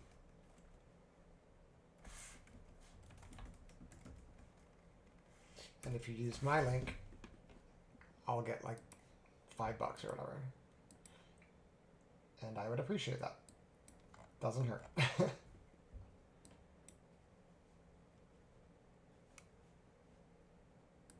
If you're gonna do it, might as well support other traders. So yeah, this is pretty freaking bullish. It's just a massive squeeze. Look at that. Ouch. Someone's hurting hard. Oh, was that the close? Oh no, they just... Not yet. They just stopped buying. Okay, so see them give up, the buyers. And now, if they return with more buying, it can lift again. but the two in a row is going to be harder to overcome, which is what got me out of the trade to begin with. But usually it's hard to retrace those. Now, I might be wrong, and maybe there's some parameters there, such as how big these bars are, or whether or not you have divergence, because we saw that in the trade I took, and it appears that divergence can, or even hidden divergence, can overcome these double purples and double pinks. So that might be the first tweak that I make. Maybe I'll review the day and we'll look for that pattern. That might be kind of fun. Yeah, if I'm going to do that, I guess I should go take a break. Why don't I do that while the market's actually moving? It's a lot more interesting than people just sitting here looking at a blank screen. So give me 2 minutes and I will be... How do I make this here? No. I want to make sure people know. Oh, that's not what I want. You guys want to see that, I assume? Where is that? I don't remember where I put the chat box.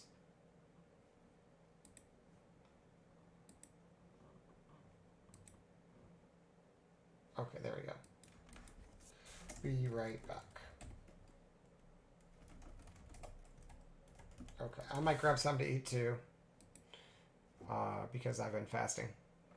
I'll just grab it quick and mute occasionally. Let me give me 2 minutes. I'll be right back, guys.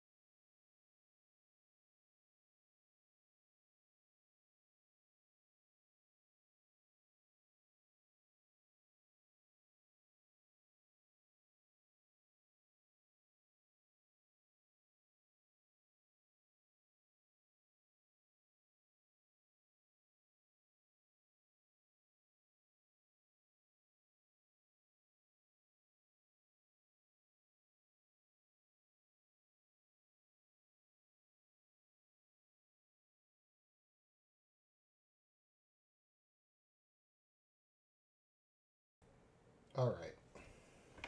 Believe I've got it playing again. So that's the close. And let's review. So, first of all, quickly, the higher time frame remains very bullish. The tricky part here is that it did fire bearish, but we could not get the yellow VPOC line of the individual bars. We could not get it under the midpoint.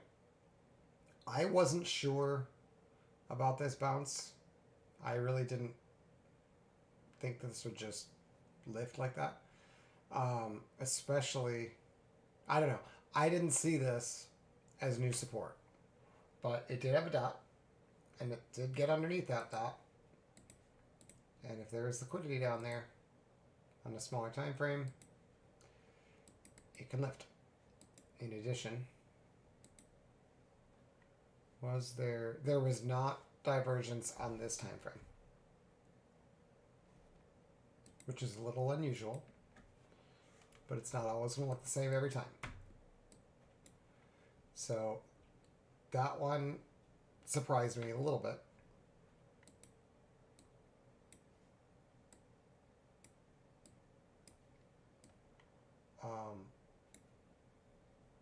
Let me just see here.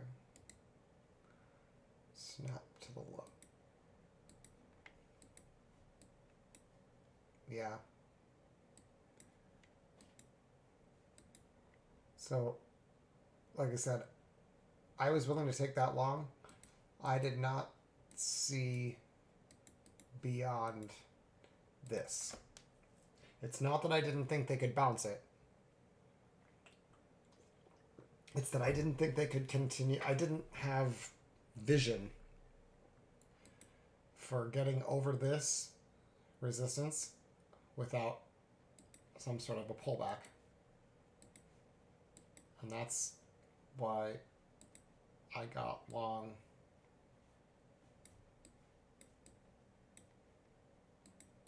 here and here, and then started getting out right away, and then got out of the rest after the two purple bars. Right here is where I got out. So it's a fine trade, but the frustrating part is that I didn't have the patience and the like the expectations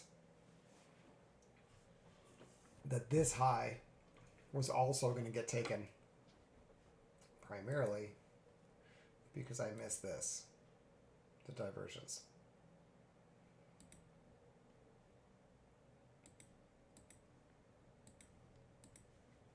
That was the obvious sign that at least a high might get taken out.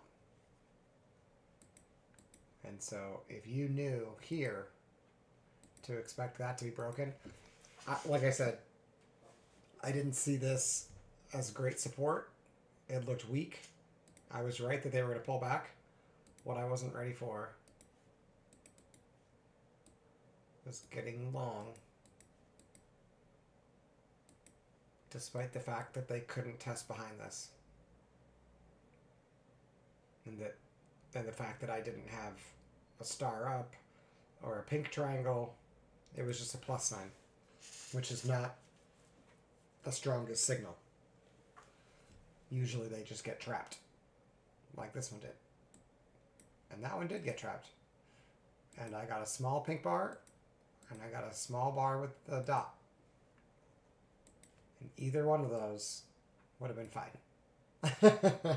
But I was too focused on seeing the small picture. Not wanting to buy the breakout when I didn't think that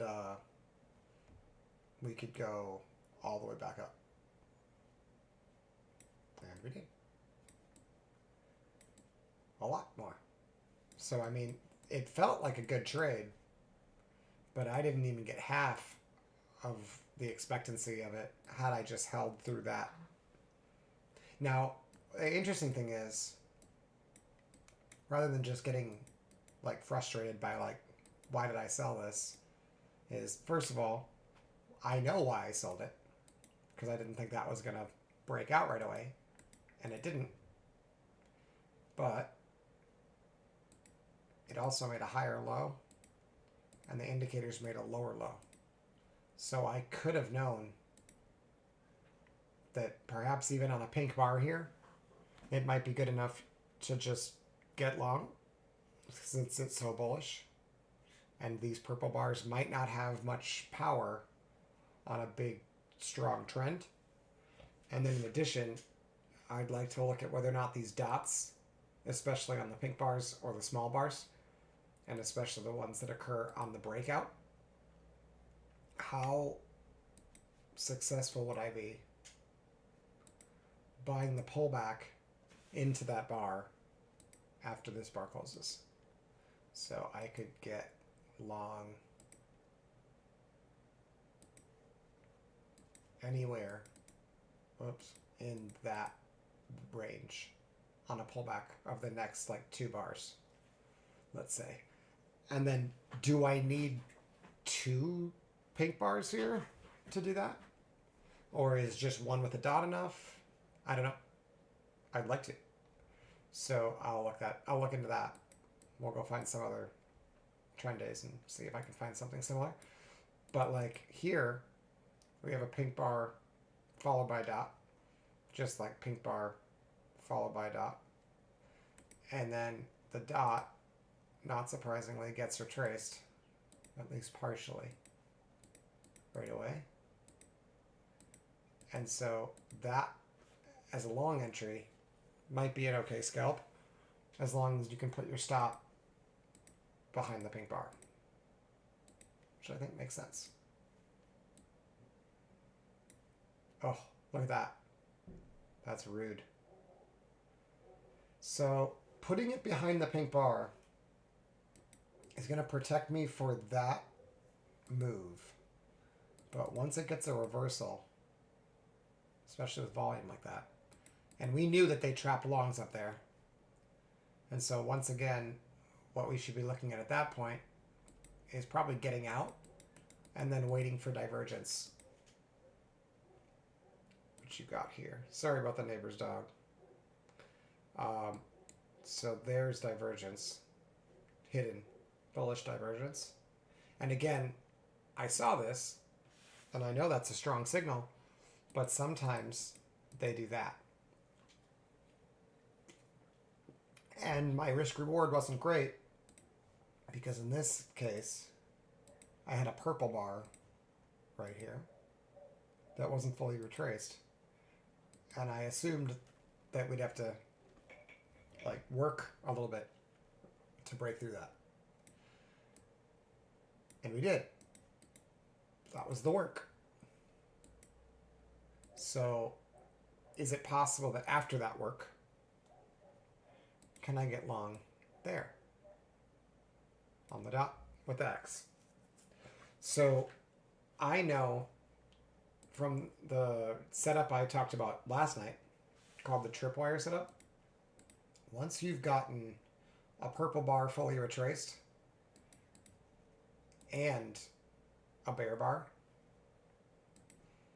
I can put a line on top of that bear bar, that reversal, potential reversal, the up bar followed by down bar, and then the first non-pink bull bar that gets the yellow line above that reversal, which is here, becomes a vulnerable bar.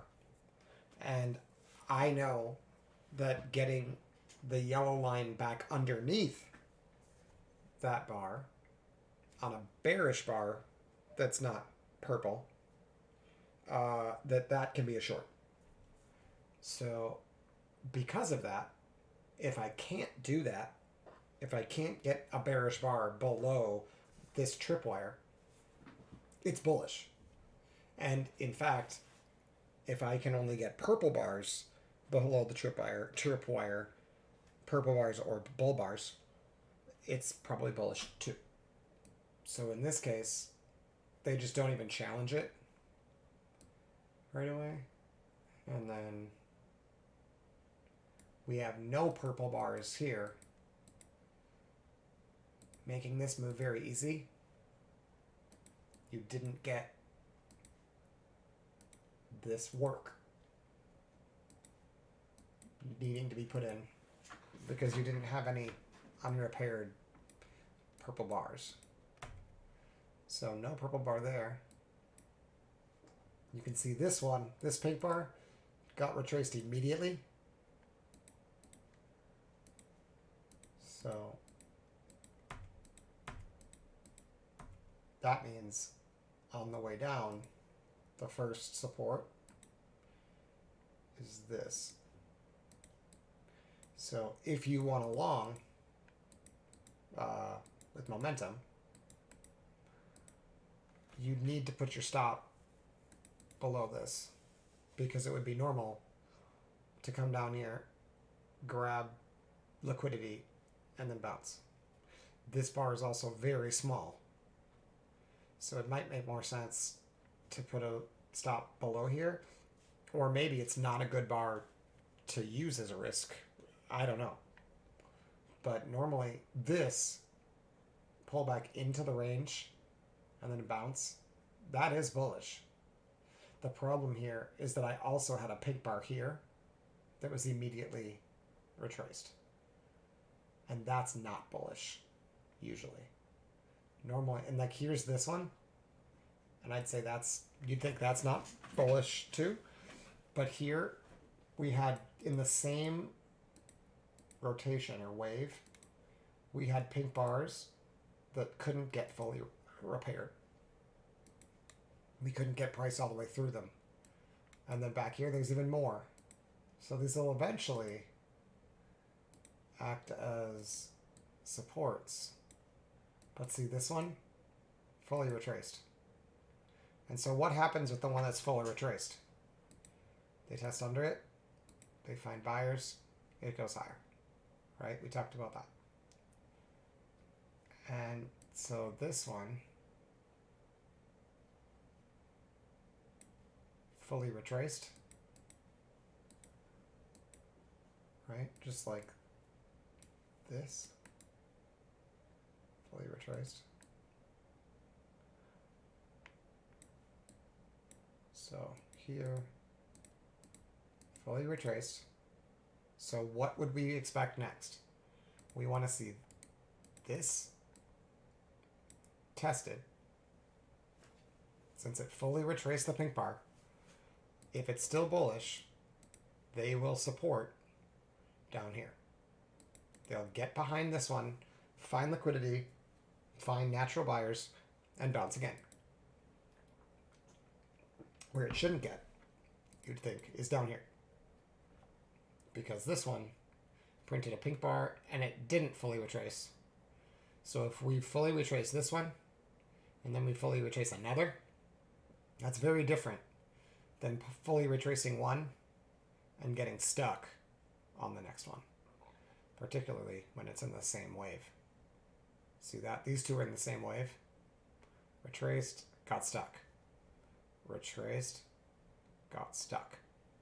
So when there's two, and they're separated by bull bars like this, so it's like two, you can think of them as like low volume nodes, basically, or high volume edges.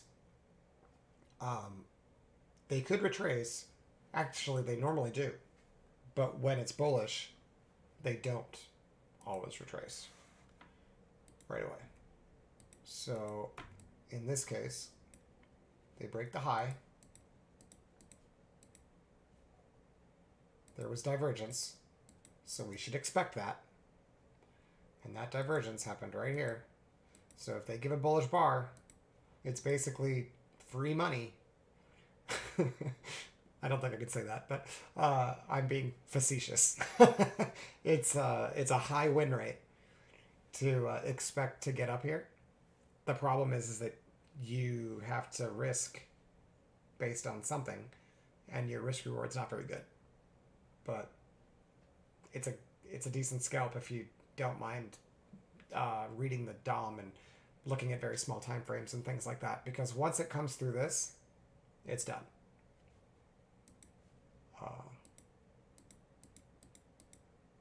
There we go. Okay, so it comes through this, right? This one. With the purple bar, interestingly. Two of them. Oh. It retraced the pink with purples. And then it retraced them. Yep. Interesting. And then this one is pink too. So this whole area. Oh, and then I had said before that stars, the body of a star is basically a pink bar or a purple bar. And even these diamonds sometimes act like that too. So this entire area here is basically a low volume node.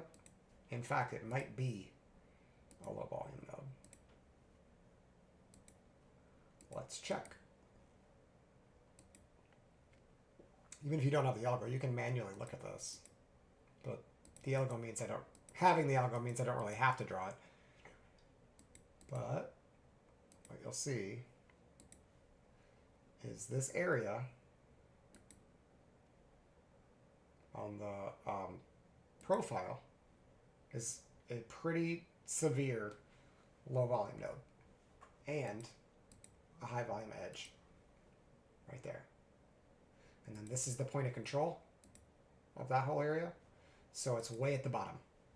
All of this is on top of it, and most of it was on very low volume, with the exception of this spike. And so there's a low volume node below it and a low volume node above it.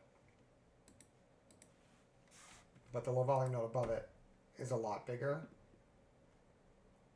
But you could also mark this.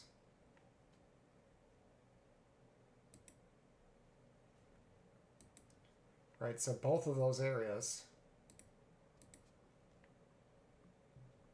basically have very low volume. And you might even want to stretch it to there.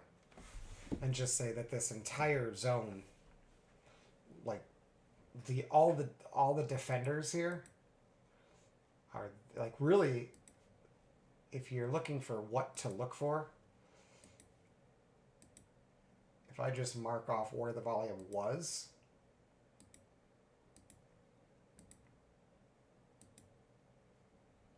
those are the levels that are going to act like magnets, but the market is generally going to get stuck at the edges of those when we approach the low volume node, or sneak into it but fail to put much volume into it.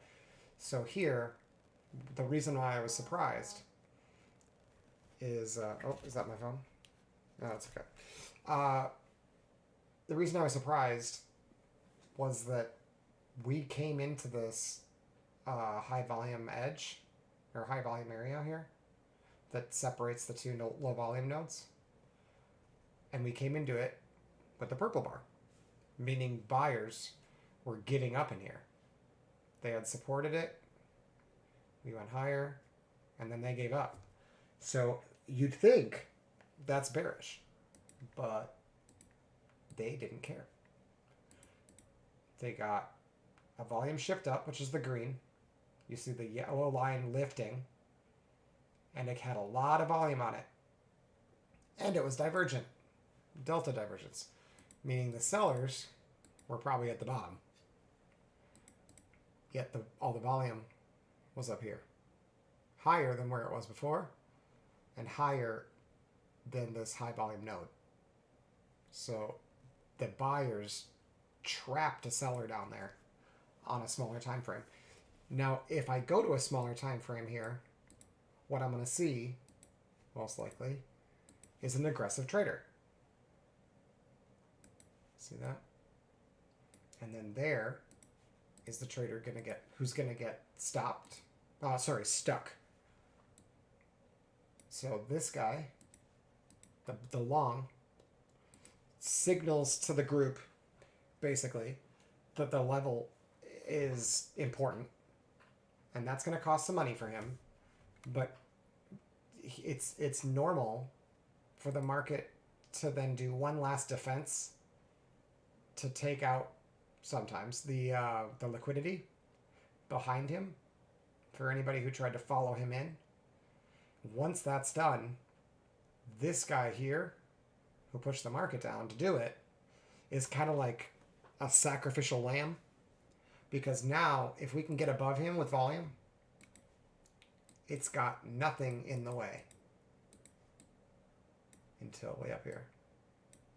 So now, before they can do that, they do have some purple bars to work through. Look, these got retraced right here. So we're not worried about those, but there is one up here. That did not get fully retraced.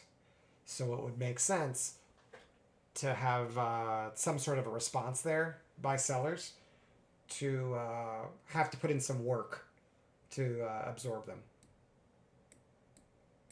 What we see is bear, bear.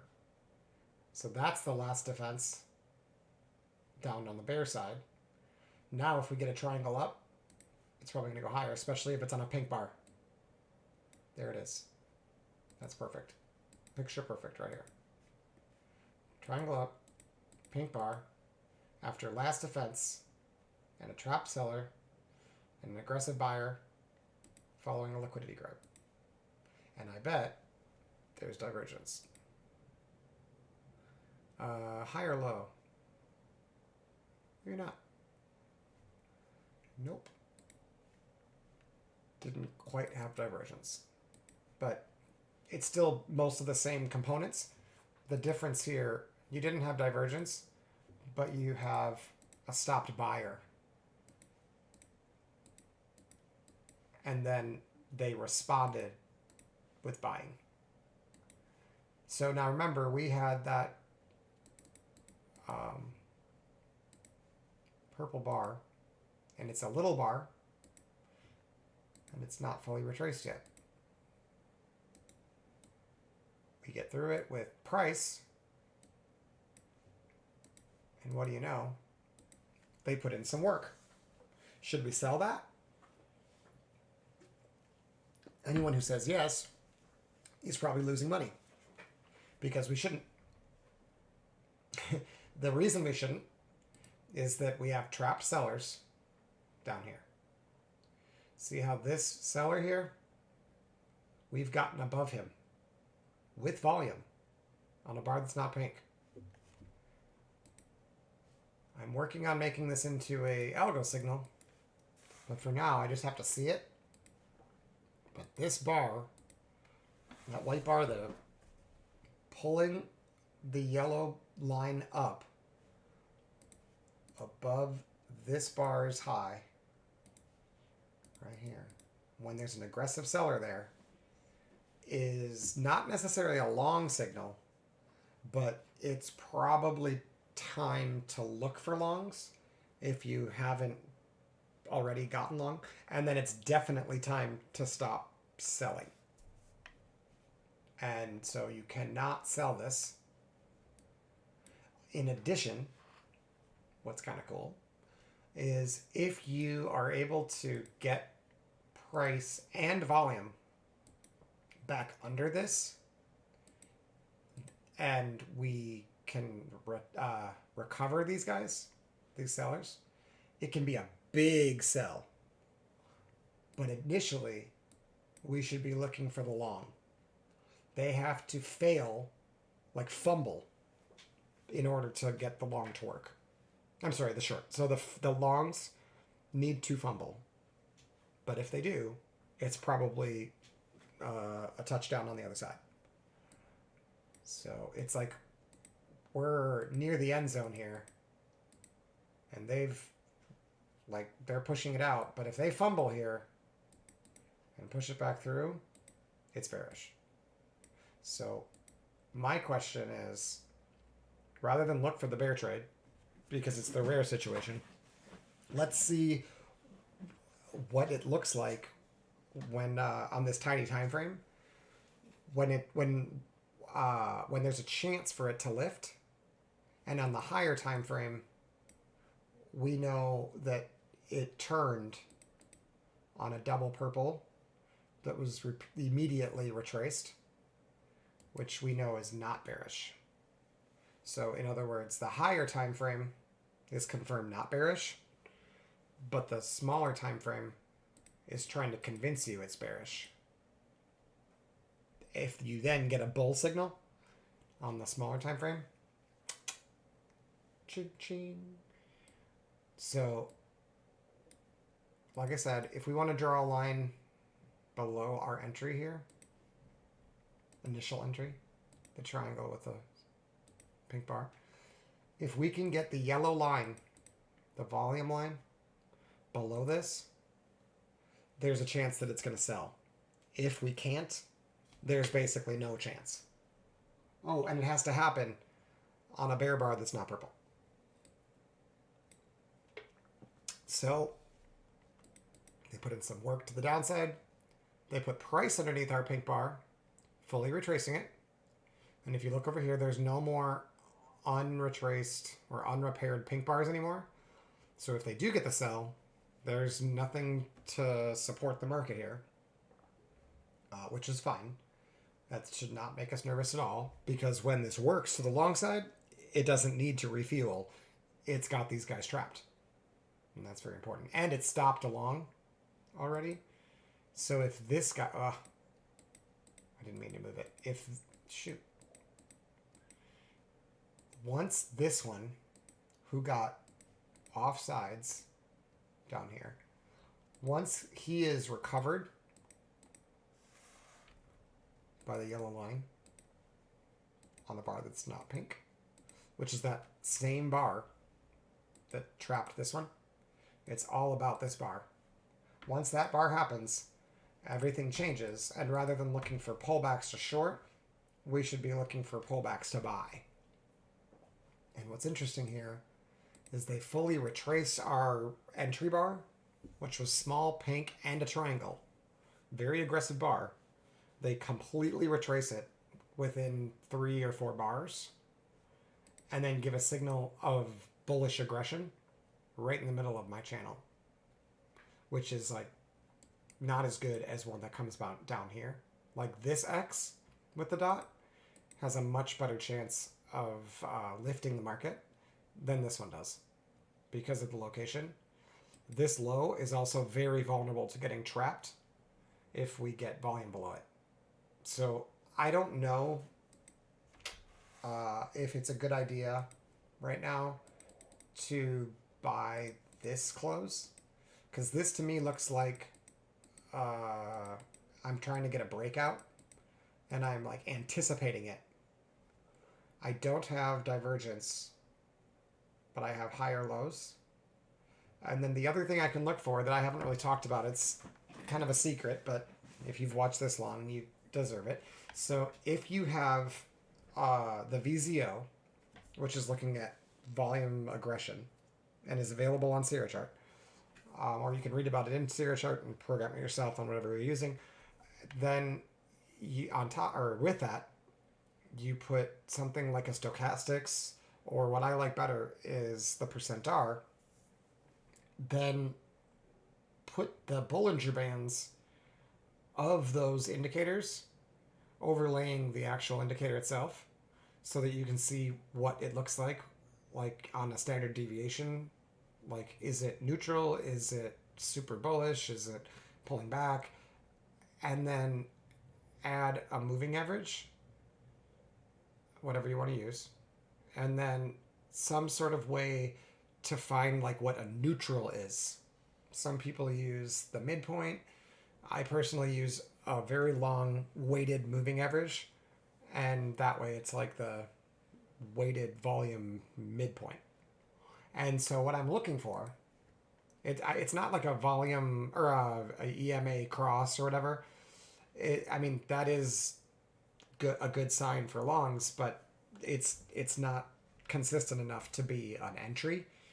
But what is pretty consistent is if the two indicators don't match.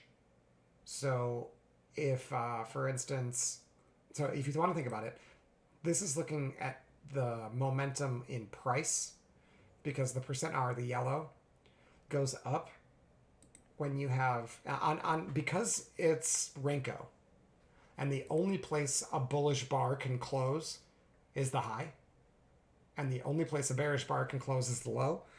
Because of the way that the math works with the percent R, every time you get an up bar, you're just going to get a lift on the percent R. It's very simple. But if it hits 0, it's going to flatline, even though price goes higher, and that's the negative of it.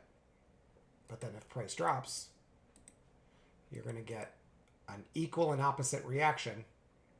No matter how high you went up here, you'll get an equal and opposite reaction here. So we can use that, well, I forget what it's called, but the fact that it's stuck inside of a range of 0 to negative 100, we can use that fact and compare it to something that's not stuck in a range, like the VZO, which is, rather than looking at momentum and price, it's looking for momentum and volume.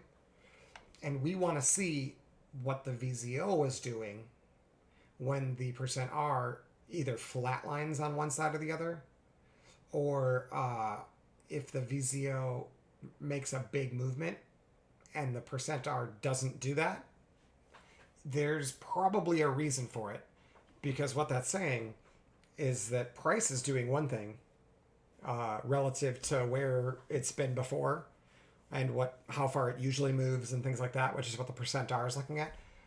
And then, but volume did not match that behavior. And interpreting this takes a little practice, I'll be honest. And you have to remember to wait for the bar to close before you actually make a decision, just like any other signal, because it's an indicator. So you're always going to be a little bit late if you're using an indicator to get you in. It's just the way it's going to go. But it can give you, if not a perfect, or a usable entry trigger, it will tell you, it'll filter out a lot of noise. And so you can ignore the triggers that happen when you don't have that signal, but you do pay attention to the ones that happen when you have the signal. So here, and the bigger the difference between the two indicators, the more significant it is. But everything is the same here as far as like the EMAs and the Bollinger Bands. All the settings they match. So here you can see. Hold on, where was last? Okay, the percent R pulled back into the moving average after hitting the. Here, let me make it big. Again, sorry about the dog. So, what did the percent R do? It made a higher low. Oh, is that divergent? Yes.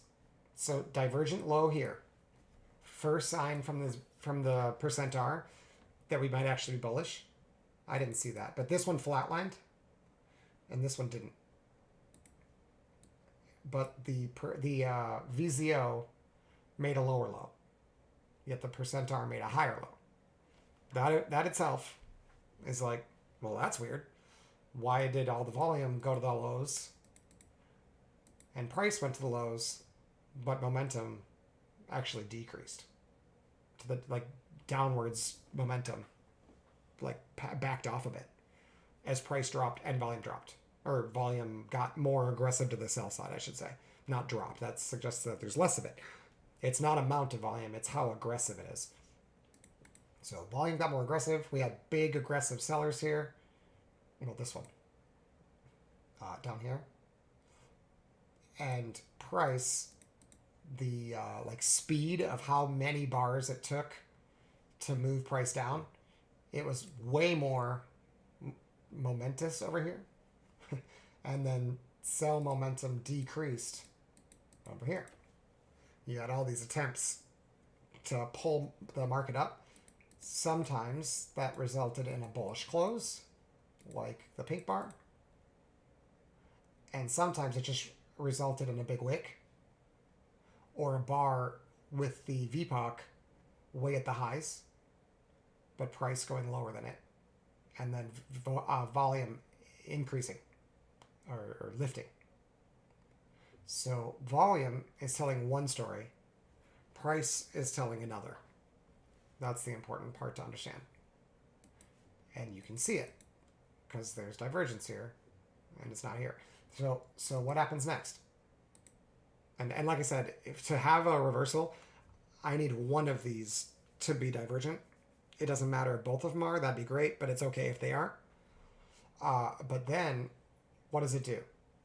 It pulls back to the lows, and it's not able to get to the Bollinger Band, and it does not flatline, suggesting that, again, momentum, even if it wasn't divergent, it's suggesting that momentum is slowing. Whereas here, on the VZO, again, we made a lower low, but look, it couldn't reach the Bollinger Band. So volume aggression did get worse, or more bearish as we went down to the low, but it did not reach the Bollinger Band. And the VZO does not flatline, it just keeps going. So it's just, did it touch the Bollinger Bands or not? Whereas for the percent R, it's did it touch the Bollinger Bands or did it flatline?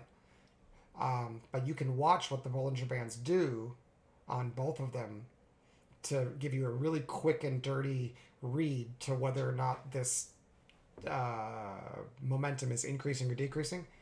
When you see this squeeze, you know momentum is decreasing. It doesn't mean it has to reverse, but they're going to probably try. So if you also have divergence, you probably have a reason to look for order flow based entry with the footprint of the DOM or the algo. So what does it do next? Percent R comes up after not flatlining and not touching the Bollinger Bands. It comes up and hits the higher Bollinger Bands. And the Bollinger Bands start to expand. See how big that is compared to where it was here? So that is suggesting that the consolidation that we should expect when it tightens like this and squeezes, since it's broken out and then come back and found support at either the white or the purple line. Doesn't totally matter which one it is, but this is preferable actually for a low. If it's already been trending, we want the white line on top of the purple. But we're not really going to use the cross as like an entry signal. It's just telling us that recently price momentum has been going bearish. And now you can see it's flatlined. And when percent R came into that EMA, it bounced. And where did it bounce to? To the Bollinger Band, right? So now let's look at the lower indicator. Let's make these just a little bit bigger.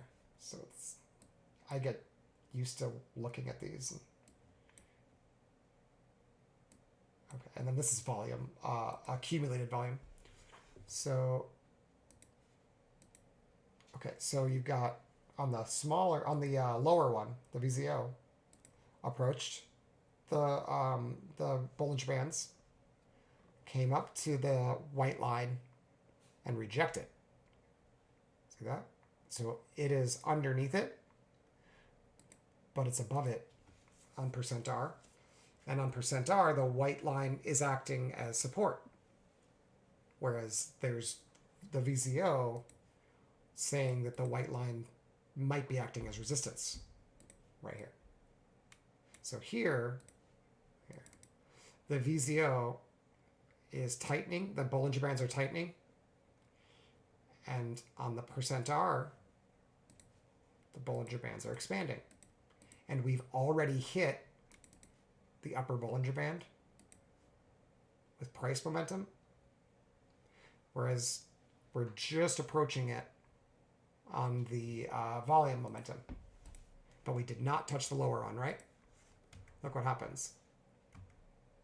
Right here, they get in sync. They touch the top Bollinger Band, the Bollinger Bands expand, and we break through the white on the %R. It did the pullback. We continue to expand the Bollinger Bands. It touches the higher Bollinger Band, and in this case, it actually breaks over the purple, which is quite bullish.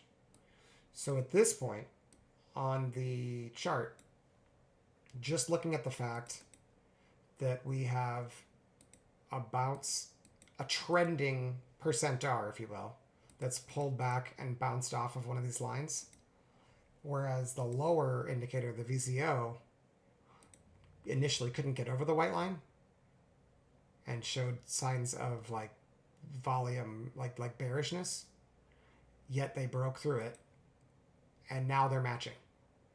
So here, it looked suspicious. And when it looks suspicious, it doesn't match, it often means we're consolidating. Once they join together and things look more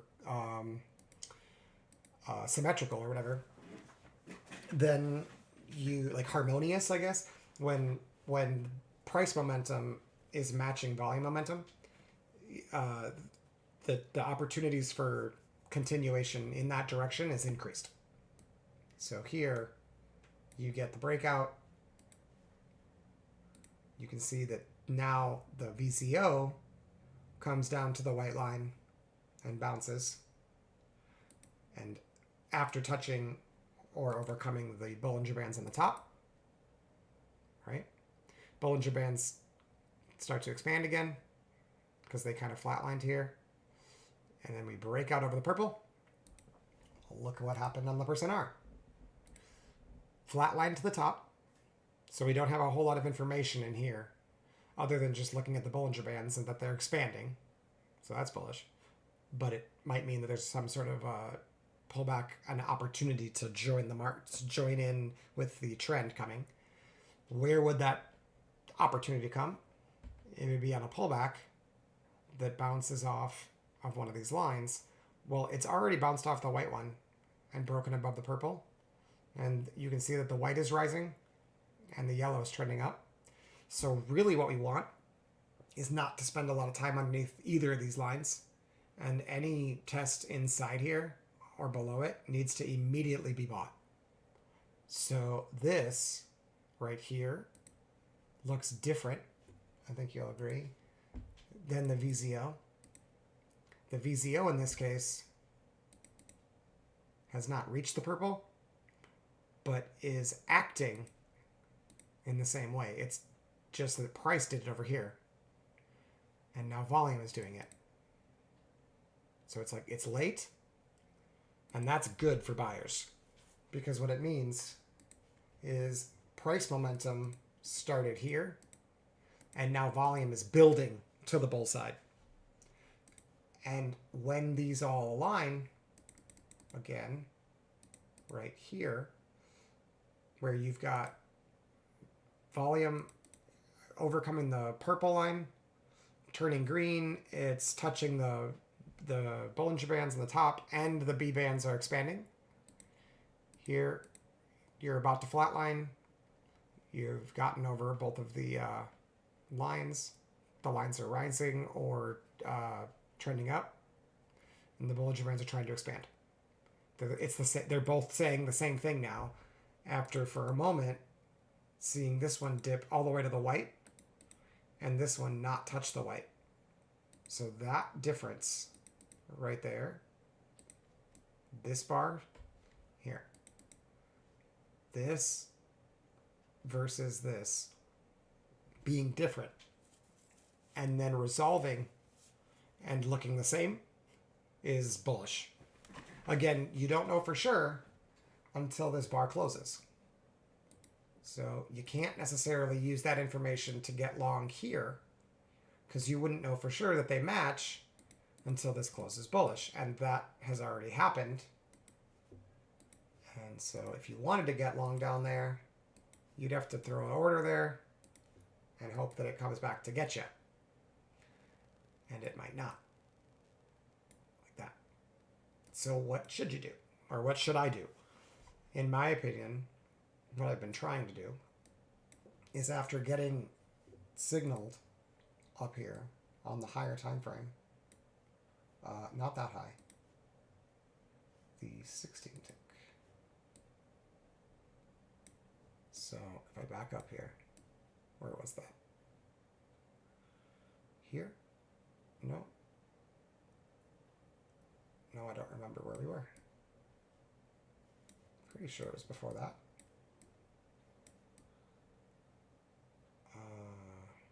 They all kind of look the same now. Let me go all the way back.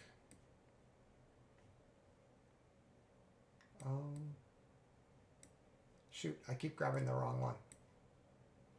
I want 16.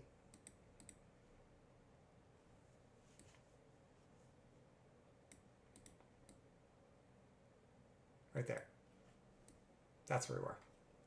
So this is like confirmation that it's bullish, right? But it doesn't necessarily come back and fill you down here, which is what I've experienced as well.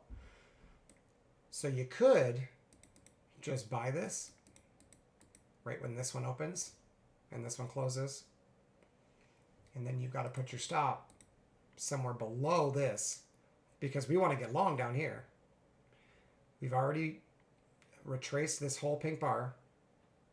So maybe that makes this harder to reach. That could be. Do I need to put my stop here? Or is it okay to put it where all the volume was? Not totally sure. But I think if I get long here, the challenge is it's normal to get a pullback. That's the challenge. Is that this is typical. And you can see the indicators after bouncing off the purple came up to the top. It was potentially divergent, so it pulled back again, like bearish divergence here, because it went higher on price, but like flatlined on the indicator. And then it bounced off the white and went higher. What did this one do? It was bullish. It went a higher high, so not divergent. Pulls back into the purple and then goes higher. So by the last bar on the screen, these two look the same. But the one before it, you can see the price momentum. White's trying to cross, which is usually pretty bullish. And we're not there yet on volume, which is actually bullish, because price is acting like it's bullish momentum, and volume has just begun to break out a little bit. So, and you can see here, most of the volume came in right here. See the difference between these two is way bigger than the difference between these two. So accumulated volume, some like right here, went exponential. So this guy is where all the volume is.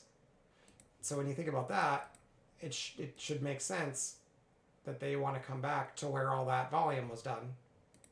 You can look at the dotted line or the yellow line, and they happen to line up because it had so much volume that it actually shifted volume higher on like a time-based, what's it called?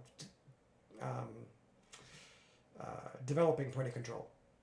But then this actual bar had a point of control right there as well. And that is definitely tested. That makes sense because that's the high volume area on a tiny, tiny, tiny little time frame.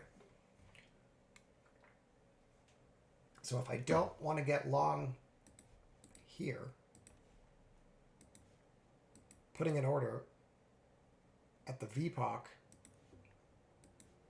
of this bar when it closes, with the intention, since this is flatlining to the upside, of getting long on a pullback. Makes sense. But then the question is, do I have to be prepared for this low to get tested? And I'm pretty sure the answer is yes. But I don't know if that depends on how many untested purple bars we have to the left. Because over here, or pink. Because over here you can see we've already retraced it fully. So this, if it's bullish, should just lift off.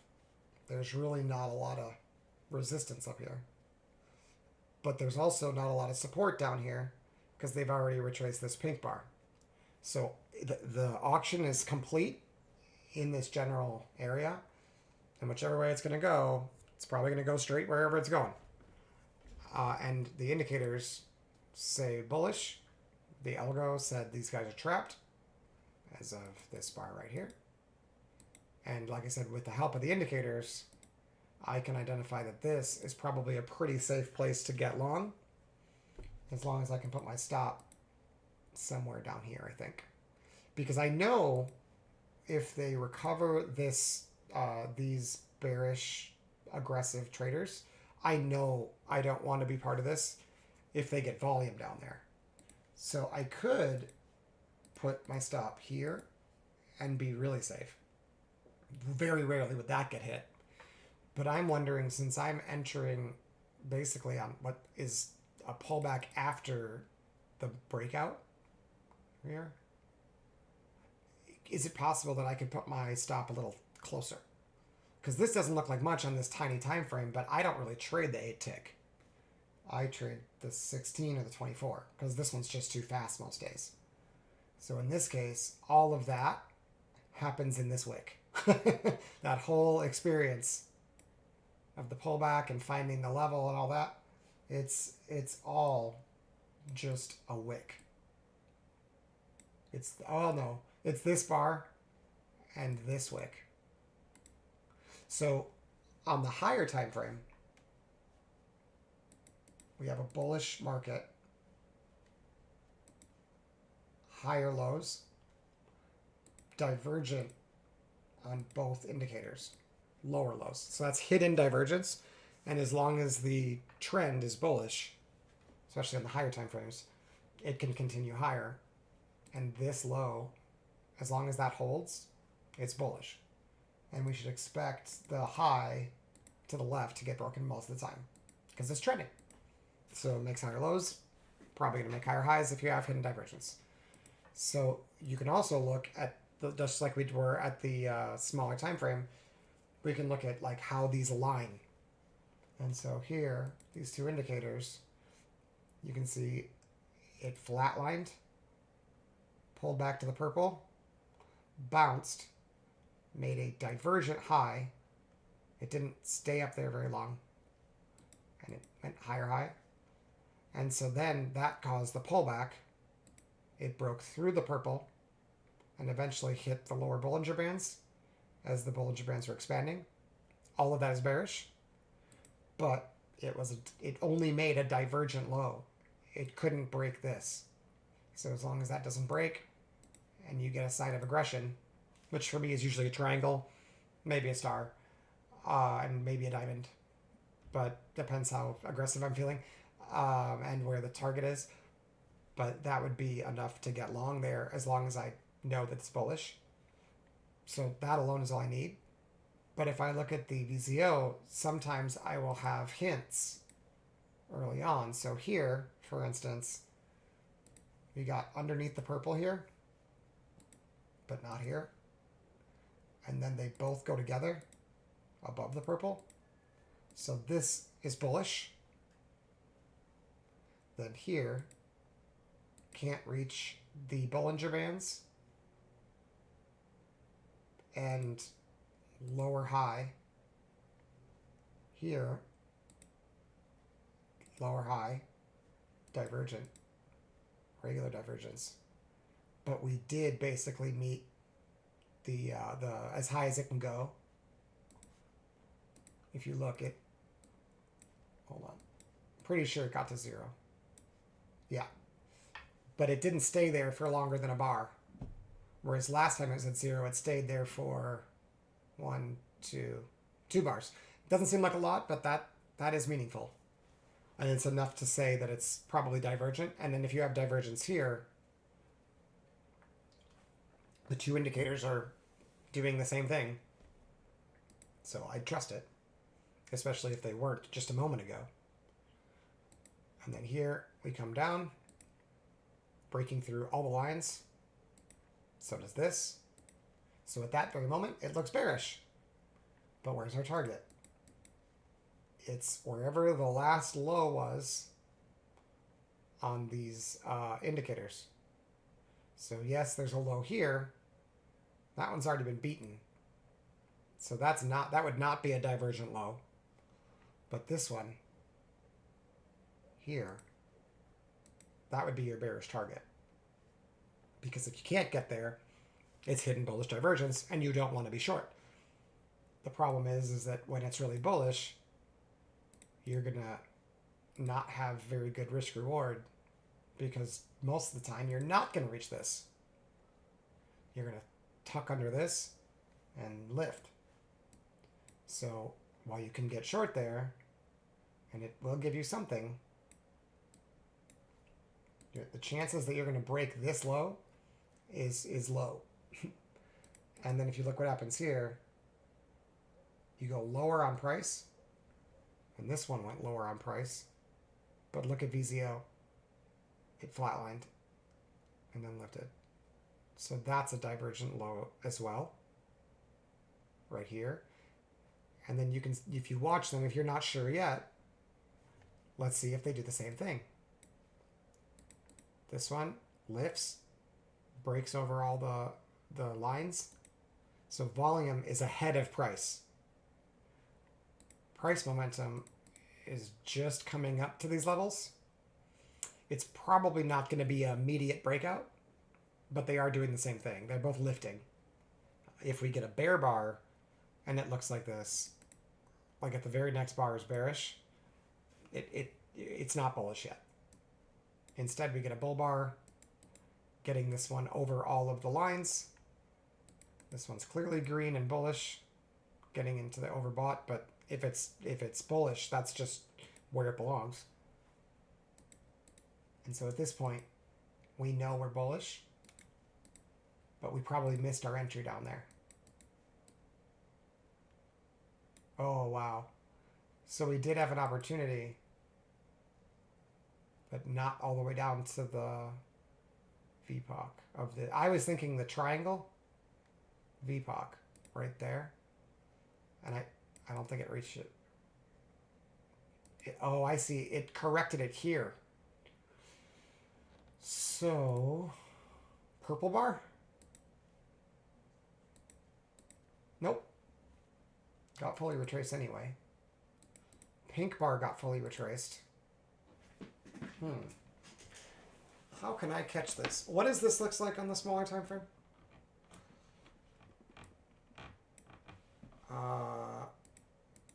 Pink bar fully retraced.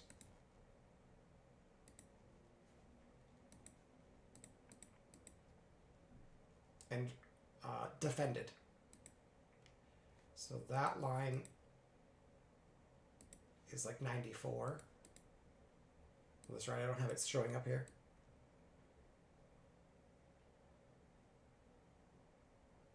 94.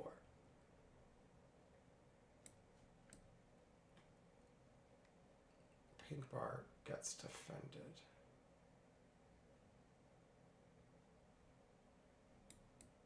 Wait, did I miss it? Now I'm confused. Oh, here it is, over here. I was like, what? It's not 94, it's 89. Pink bar, fully, okay. Right here. Yeah, interesting. Just looking to see if there's some sort of an alignment that I can identify on either of these time frames to make it easier for me to buy this dip.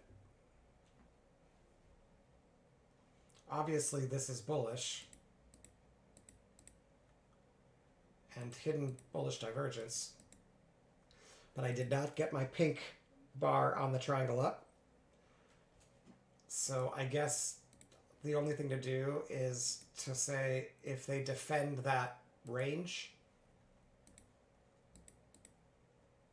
I could get long there.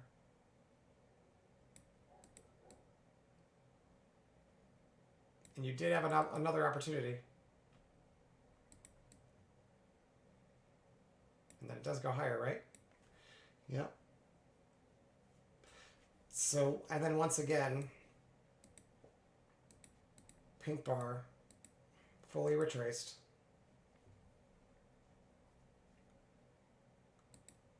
Lower low. Oh, lower low. But equal or higher low on price momentum, but more aggressive to the sell side. So this guy probably had a lot of volume. And then is there any other difference here? Not really.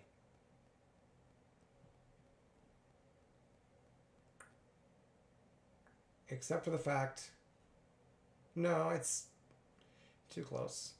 In both the cases, white is trying to cross over, but it's just consolidation. You can see because of all the stars that it's obviously an area a lot of traders are interested in, trying to fight over.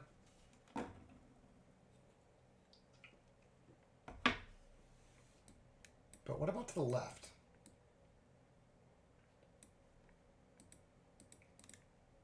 We trapped him.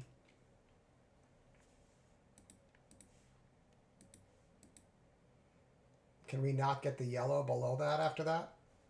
Hold on. I have an idea. I know this setup. I just didn't think about it. Bearish. Big volume. Volume getting shifted lower. It's a type of aggression. Typically, you'll have divergence, but maybe not this time. We go behind it. In other words, he gets stopped out. Then the question is can we get price and volume, the yellow line, back below this on a bar that's not purple, but is bearish? So double purple here is not bearish. And I miss that. Because here, getting double purple down here just means that like buyers are giving up, but this seller is not coming back into the market like you'd expect. Because if he thought this was a good idea to sell here, after he got stopped out, you'd expect him to aggressively come back in again. He got stopped out, the price went back here, sellers just like moved out of the way, and then, I'm sorry, buyers, and then no sellers showed up. So double purple by itself, maybe especially down here, not at the top of the channel, and to the right of the orange bar, or a star, or anything like that, after it's been stopped out, might just be a sign that it's not that bearish, especially when you retake it immediately. Now, can I get long there later? You're kidding. Oh, did it go to his VPOC? Hold on. I think I see it. This is neat. This is where most of his volume was. It was a high volume bar. Price came right back into it. So stopped him out. Tried to reclaim him. Didn't find any sellers. We just found buyers giving up. They just folded. And then buyers showed up with volume. That guy didn't get stopped out. Right? We did not get underneath him. And so even though we've got pink bars getting retraced, there's buyers supporting this on the order book. There's no purple bars over here. And when we pull back to potentially let this guy go, we bounce. Can't get the yellow line below his VPOC after this on a bar that's not purple but bearish. Cool. Okay, let's see if I try that somewhere else. Let's find a similar scenario. Get rid of all this. So we want an orange, a green, a star that we get beyond it with only pink and purple bars. Okay, so what about this? It has to get stopped out first. Okay, so there is your seller. He gets stopped out. They try to reclaim him, but the only thing they can get under him is purple bars. Buyers respond, and now here's his VPOC. So if I break over him again, does it pull back and hold on his VPOC? Well, they don't. So if you don't break back over him, it does just go lower. And that's what this is what I'm used to happening when you have double purple. Purple, purple, retrace, and lower. But it looks like if you retake this, that when you pull back into this, it's probably going to hold. So what does the indicators look like here? So see, that's not divergent, it flatlined. But on the lower indicator, it is divergent. So your first thought might be, this looks potentially bullish. But if you look at what happens, they break over white and get stuck at purple. This one breaks over white, can't reach purple. And you can see the Bollinger Bands are dropping, but expanding now here. And that's going to be very difficult to reverse. Here they're getting tighter, so you should expect consolidation and then a breakout. So this move might identify a high to break, but it's probably not going to break out in the first try. And then this is your low that you'd take your breakout over or under. And then retrace. Where back to? Probably his VPOC. Boom. Okay, let's see if it sets up the other way. Green. Defended. And then they stop them. Oh, stopped out. Do they reclaim it? Nope. They try and get pink, pink. And then reverse. Right? Just like we saw here. Purple, purple. Oh, wait. No. Just like we saw in the other spot. To the right. And then it goes lower. So that, like I said, pink, pink is not necessarily bullish. Just like purple, purple is not necessarily bearish. So in this case, I'd go back to that green. And I'd say if it's bullish, they're going to bounce off that. And if it's bullish, they're going to reclaim this first. And in this case, they didn't do either of that. So not bullish. So it, like I said before, what comes after the pink bars that matter, or the purple bars. And it's not just, is it bullish or bearish? It's, can it reclaim the one who is stuck or trapped? So let me think. Purple, purple. So get behind them, reclaim it, but only with purple. Now it has to come back to the VPOC to get short. Right there. So double purple in this case was followed by bull bars but they could not overcome this guy. And instead, it goes lower. So in this case, it was bearish. But then these two pink ones, after stopping out the green one, they couldn't reclaim as high. Because they didn't stop. The problem was they didn't stop them out here. So this reclaim didn't really count. This is where he got stopped. And then they tried to reclaim him, but they couldn't get volume up there, just a wick. And it immediately rejected. Okay, double pink. Are there any green or orange to the left? Okay, here's one. No green, though. And really, this is the opposite direction. Oh, double purple. I didn't see these are purple. So, but no orange over here. Although this is orange. So I'd have to stop it out and then reclaim down here with a bar that's not purple. Purple. See, they can't do it. And it's, this all looks bullish, unless they can get under this. Now we've done it again. Orange stopped out. Can't get over them. I mean under them. There. That one did. Is this a short? Oh wait, it's not there. It's when they pull back to his VPOC, I forgot. Pull back to his VPOC and hold now. And you can short. And they don't hold it. Oops. They do not hold that line.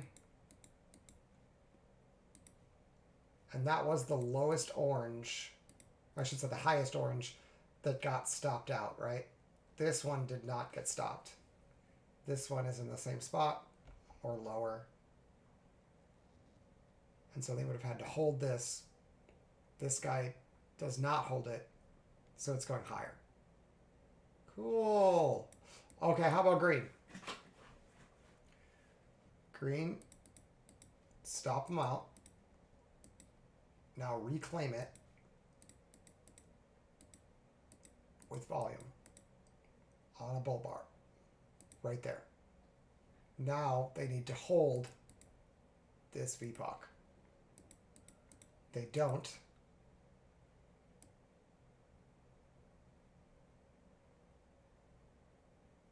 And then they reclaim it. What about, because that's not the last one that got stopped. This one was. Stopped. Reclaimed on a pink bar. Reclaimed here. Do they come back and pick you up at the VPOC? Nope. So this one never triggers. What about, this is the same, right? So stop them out. Reclaim. VPOC is here. No, we stopped it out right there. Then they get, oh, they try to go lower. They reclaim it there. Oh, they reclaim it again. And now we can't get volume underneath it. Wow, that's confusing. So it doesn't have to happen on the first try. Well, that's what, I mean, I'd only have to worry about that when it chops like this. Okay, so here, for instance, orange gets stopped out. Can't get reclaimed with volume. So the star is bullish. And then here you can see we didn't have any double purple or double pink that I can see in order. So the signal is not as strong. Double pink, but no green before it to the left, right? Nah. Purple. Okay, so there's a green one. Does he get stopped out? Right there. Does he get reclaimed? Nope. and no double purple anyway. Oh, right here. Purple, purple, before reclaiming. That we've seen is bullish, I mean bearish before. We saw that over here. Very similar over here. Bearish. Can't reclaim it. This one. Stopped him out. Only reclaimed with purple.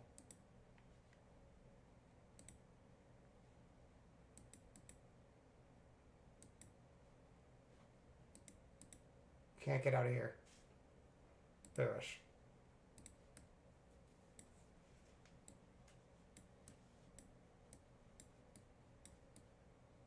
So over here, double pink. Oh, it's not that one. It's double purple. Right there. Purple, purple. So this one is green. Get under it. Can't retrace and get volume above it. So now purple, purple without any more green is basically bearish. Okay, triple pink, but no stopped out orange or green. Okay, there's a green that got stopped. Got stopped with the purple, got stopped with the real bar. Now can they reclaim this? Nope.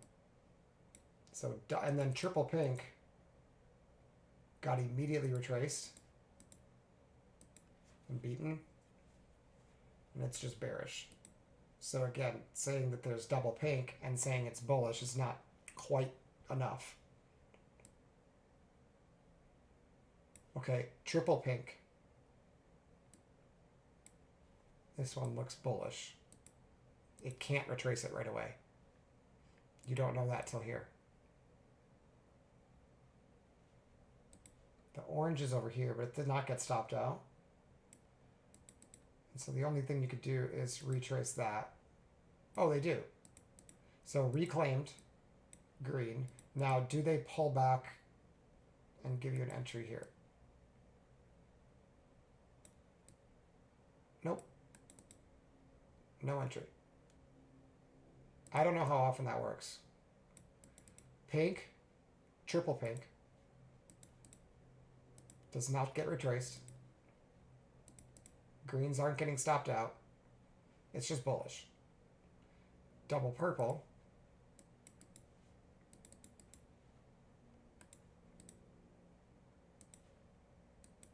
No orange to the left. So we have to stop it out first. We do. Stop out the orange. Now reclaim it with volume. They can't do it. They got price, but not the yellow line on a bearish bar. And the yellow line goes down and they go bull. And that's probably a buy. Did this green one get stopped out? I don't think so. It'd be better if it was. Now do they come back and test you here? Yeah, that pullback might not be very consistent. But I think what I am seeing is when you've got pink bars that aren't fully retraced, left behind, this might get tested. But once you get that high or low, if you get divergence, even hidden divergence, or maybe especially hidden divergence, that entry is pretty strong, even if it's not an algo. Or maybe just the triangle. Double pink doesn't get retraced fully. So the next pullback, just like this, you can look for a trap or look for a divergence. Pink does not get retraced. So you don't have any divergence here, so I don't really know on this time frame how to get long. Maybe on the smaller time frame. Okay, pink gets immediately retraced. Then this one gets fully retraced. Do we have divergence? Yep. Lower low, lower low, higher lows. So this one can probably just be bought, I guess. Yep. If it's trending. Pink, completely retraced. No divergence. So I want this to get tested. And of course it doesn't. Pink bar not retraced. It's bullish. Pink bar not retraced. Double pink, in fact. But no more green or orange to work with. Okay. Pink bar retraced. They go back to the last pink group. Can't get under it. Lower low. Higher low. It says this should be bought. Yep. Okay, then pink, not fully retraced. No maybe that's divergent. It's this one got under the purple, this one didn't. That might be good enough. Let's see. Nah, not good enough.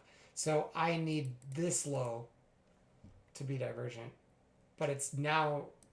So the problem here, I think, is we had pink getting already retraced. And then there was another pink bar so close by that like this just had to happen. But really, once they got everyone out, now they can do this other setup where you get behind the orange and then reclaim it. They just need something other than a purple bar. And they can't get it. That's right. We saw this earlier. So that's now bullish. Even though it's not divergent, it's tried to reclaim the purple and failed. So I think that's just a buy. Okay, orange stopped out, right? Reclaim with volume, can't do it. So yeah, they get a bull bar. This guy's trapped. Note the difference here versus this. Not significant, but a little bit different. Other than that, looks kind of thin. Yeah, that's a tough one. Green never got stopped out. Oh, that's currently. Okay, let's see if this works on a higher time frame before I go. We'll just go back like a week. Let's turn off all the drawings because we wouldn't have had them back there. Yeah, and then I should go though. It's getting long. Okay, so let's try it here. Tuesday the 2nd on the 67 tick. So kind of random, but let's see how it goes. Orange stopped out. We need to reclaim it with volume on a bear bar that's not purple. They can't do it. It goes higher. Tries again. Can't do it. Goes higher.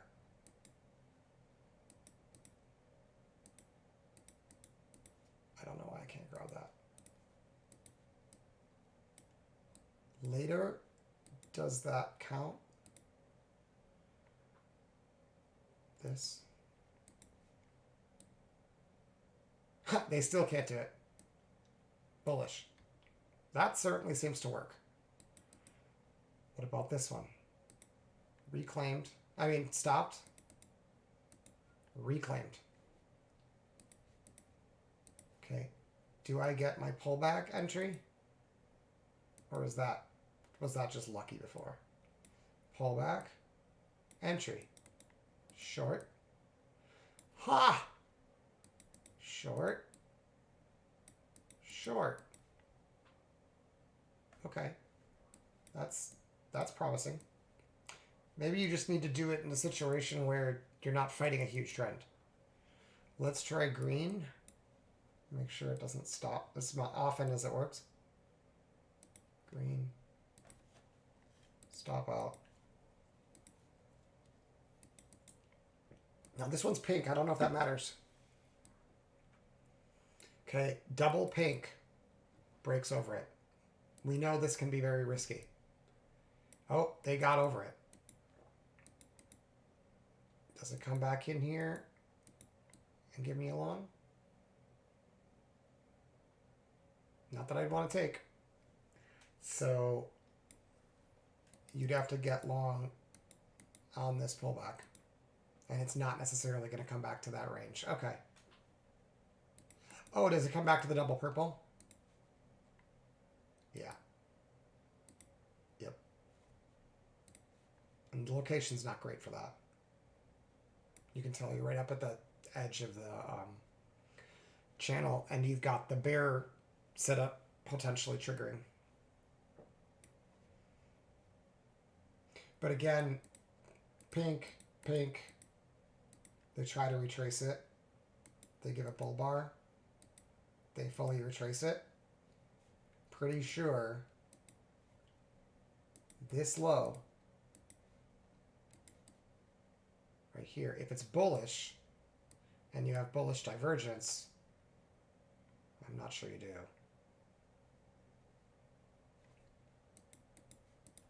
Not significantly. Maybe a little bit.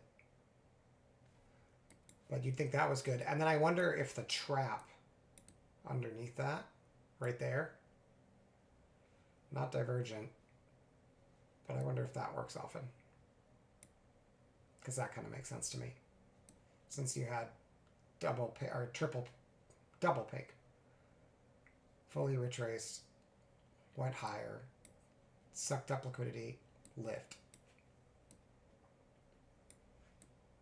Okay. Green does not get stopped out. Now it does. Do they retrace it? Not right away. Orange gets stopped out. Orange gets covered. And they never really give you a pullback. You'd have to get short right away somehow. Green gets stopped. They can't get volume above it. Pink bar, star down. And then purple with a triangle. Probably a good entry. Note double purple. Gets immediately retraced. Does not mean it's bullish. Which is the mistake I made today. Because of that green bar not getting any volume above it. It can't be bullish. Because if they had an opportunity to recover him and it didn't. Pink, pink. Fully retraced. There's no oranges over here. And the green has already been stopped. So it just drops.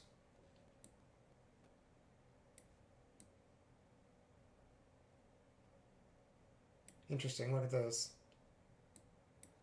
Green stopped, green stopped, green stopped. Only reclaimed with pink. And so that's probably a short.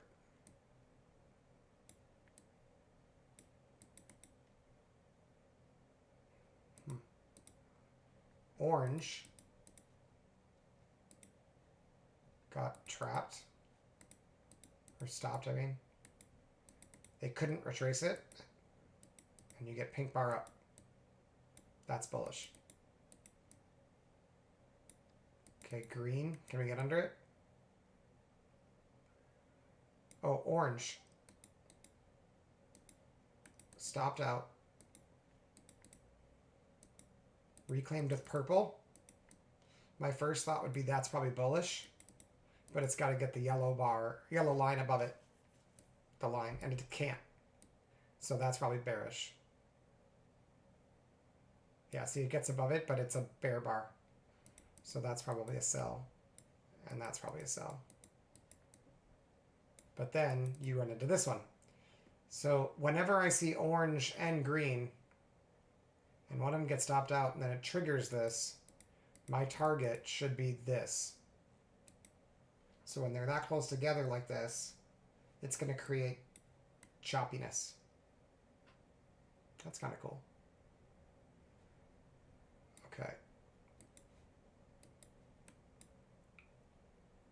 No stopped. Okay, so here, stopped it out. Tried to recover it. Couldn't. You'd think that's bullish. But they also stopped this one out. So if they reclaim this, it's bearish. Right there. So now that's a sell. Yep. Cool. Green. Orange stopped. Recovered with purple. Recovered with a bear. Do they reclaim and reverse? Wow, only after taking your stop. Meanies. Yep, I knew it. So is there anything that could have warned me about that? Orange gets stopped out. They can't recover it. They can't reclaim it. Wow. So you really have to watch, like, beyond, not just right away. And if there's another one, but it's higher, it might trigger and then run into another one, and that one goes long. Okay. Neat that it works on the higher time frame. There's so many patterns in this algo, it's not even funny. Okay, so green stopped out. Need to reclaim it. Doesn't happen. Nothing to do. Green stopped out. Doesn't reclaim it. Probably bearish. No, we have no oranges over here other than this one. Stopped. Tried to reclaim it. Only gave us a purple bar. Get VPOC above it. That's probably bullish as long as we don't run into a green one. No, it'd be another orange. Oh, wait, it could be a green. If a green fails to recover. So this one stopped out. So if we can't get over that, it's bearish. Yeah, it happened a little earlier than I wanted to see, but... Oh, this one. Jeez, that really is tricky. Stopped out right here. So now we put it here. So that's where that would be. Still doesn't explain this. Let's see if this maybe doesn't stop. Ha! Look at that! That's exciting. And then what about this one? So this one, if you were watching this and not this, so the lower of the greens, you'd get triggered there, and then you'd want to get long here. And that's a big stop, but it probably works. Wow. So you can't just put the stop behind the green bar. That sucks. It means that you have to identify that that's your area. Like I know here that I got under a green and I reclaimed it. And now I'd like to get long at one of these because there's two of them. This one triggers here. And so the pullback is here. Then this one hasn't triggered yet. It triggers here. So stop out. Triggers. Now I want to pull back into that level. And it happens right there. And again. Sweet. And so this explains this kind of action. It happens a lot where you get orange, stopped out, trap back in, can't recover with volume, and they bounce. And so everyone's shorting this when I should be looking to buy it. Wow. Particularly when it's bullish. Oh, double purple. Immediately retraced. Like I said, I used to think that was always bullish. Or sorry, that this is always bearish. But if it immediately retraces and it can't get this trade to trigger, then it's probably bullish. And there's your entry. Okay. How about this orange one? Does this one stop? Not a lot of these stop. So there's two here. Both get stop. Get the orange bar gets stopped out, off sides. And then I would get short if the yellow line dropped below these and then came back to pick me up. Can't reach it. So it's bullish. Then the other, the tripwire, you have purple that gets fully retraced with a reversal. So we put the initial line here. We then find the first bullish bar that's not pink that gets the yellow line above that. And now the tripwire goes under his low. And so now we need a bearish bar that's not purple to pull the yellow line below that tripwire. They get purple. They get a bull bar. They get purple. And it's not going down. The hard part about this that I messed up a lot is with the tripwire setup, just because you get purple bar star, it's not automatically lifting. You primarily want to get a triangle up, and you want that VPOC, that yellow line, to be above the tripwire again. Otherwise, it can just fall again in a minute. So, yeah, that's important.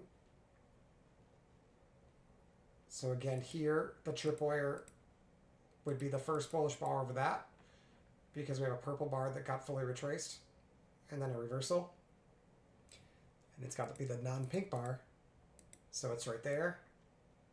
So can we get a bearish bar with the yellow VPOC below that? And so far, it looks like the answer is no. And they just make this easy on you.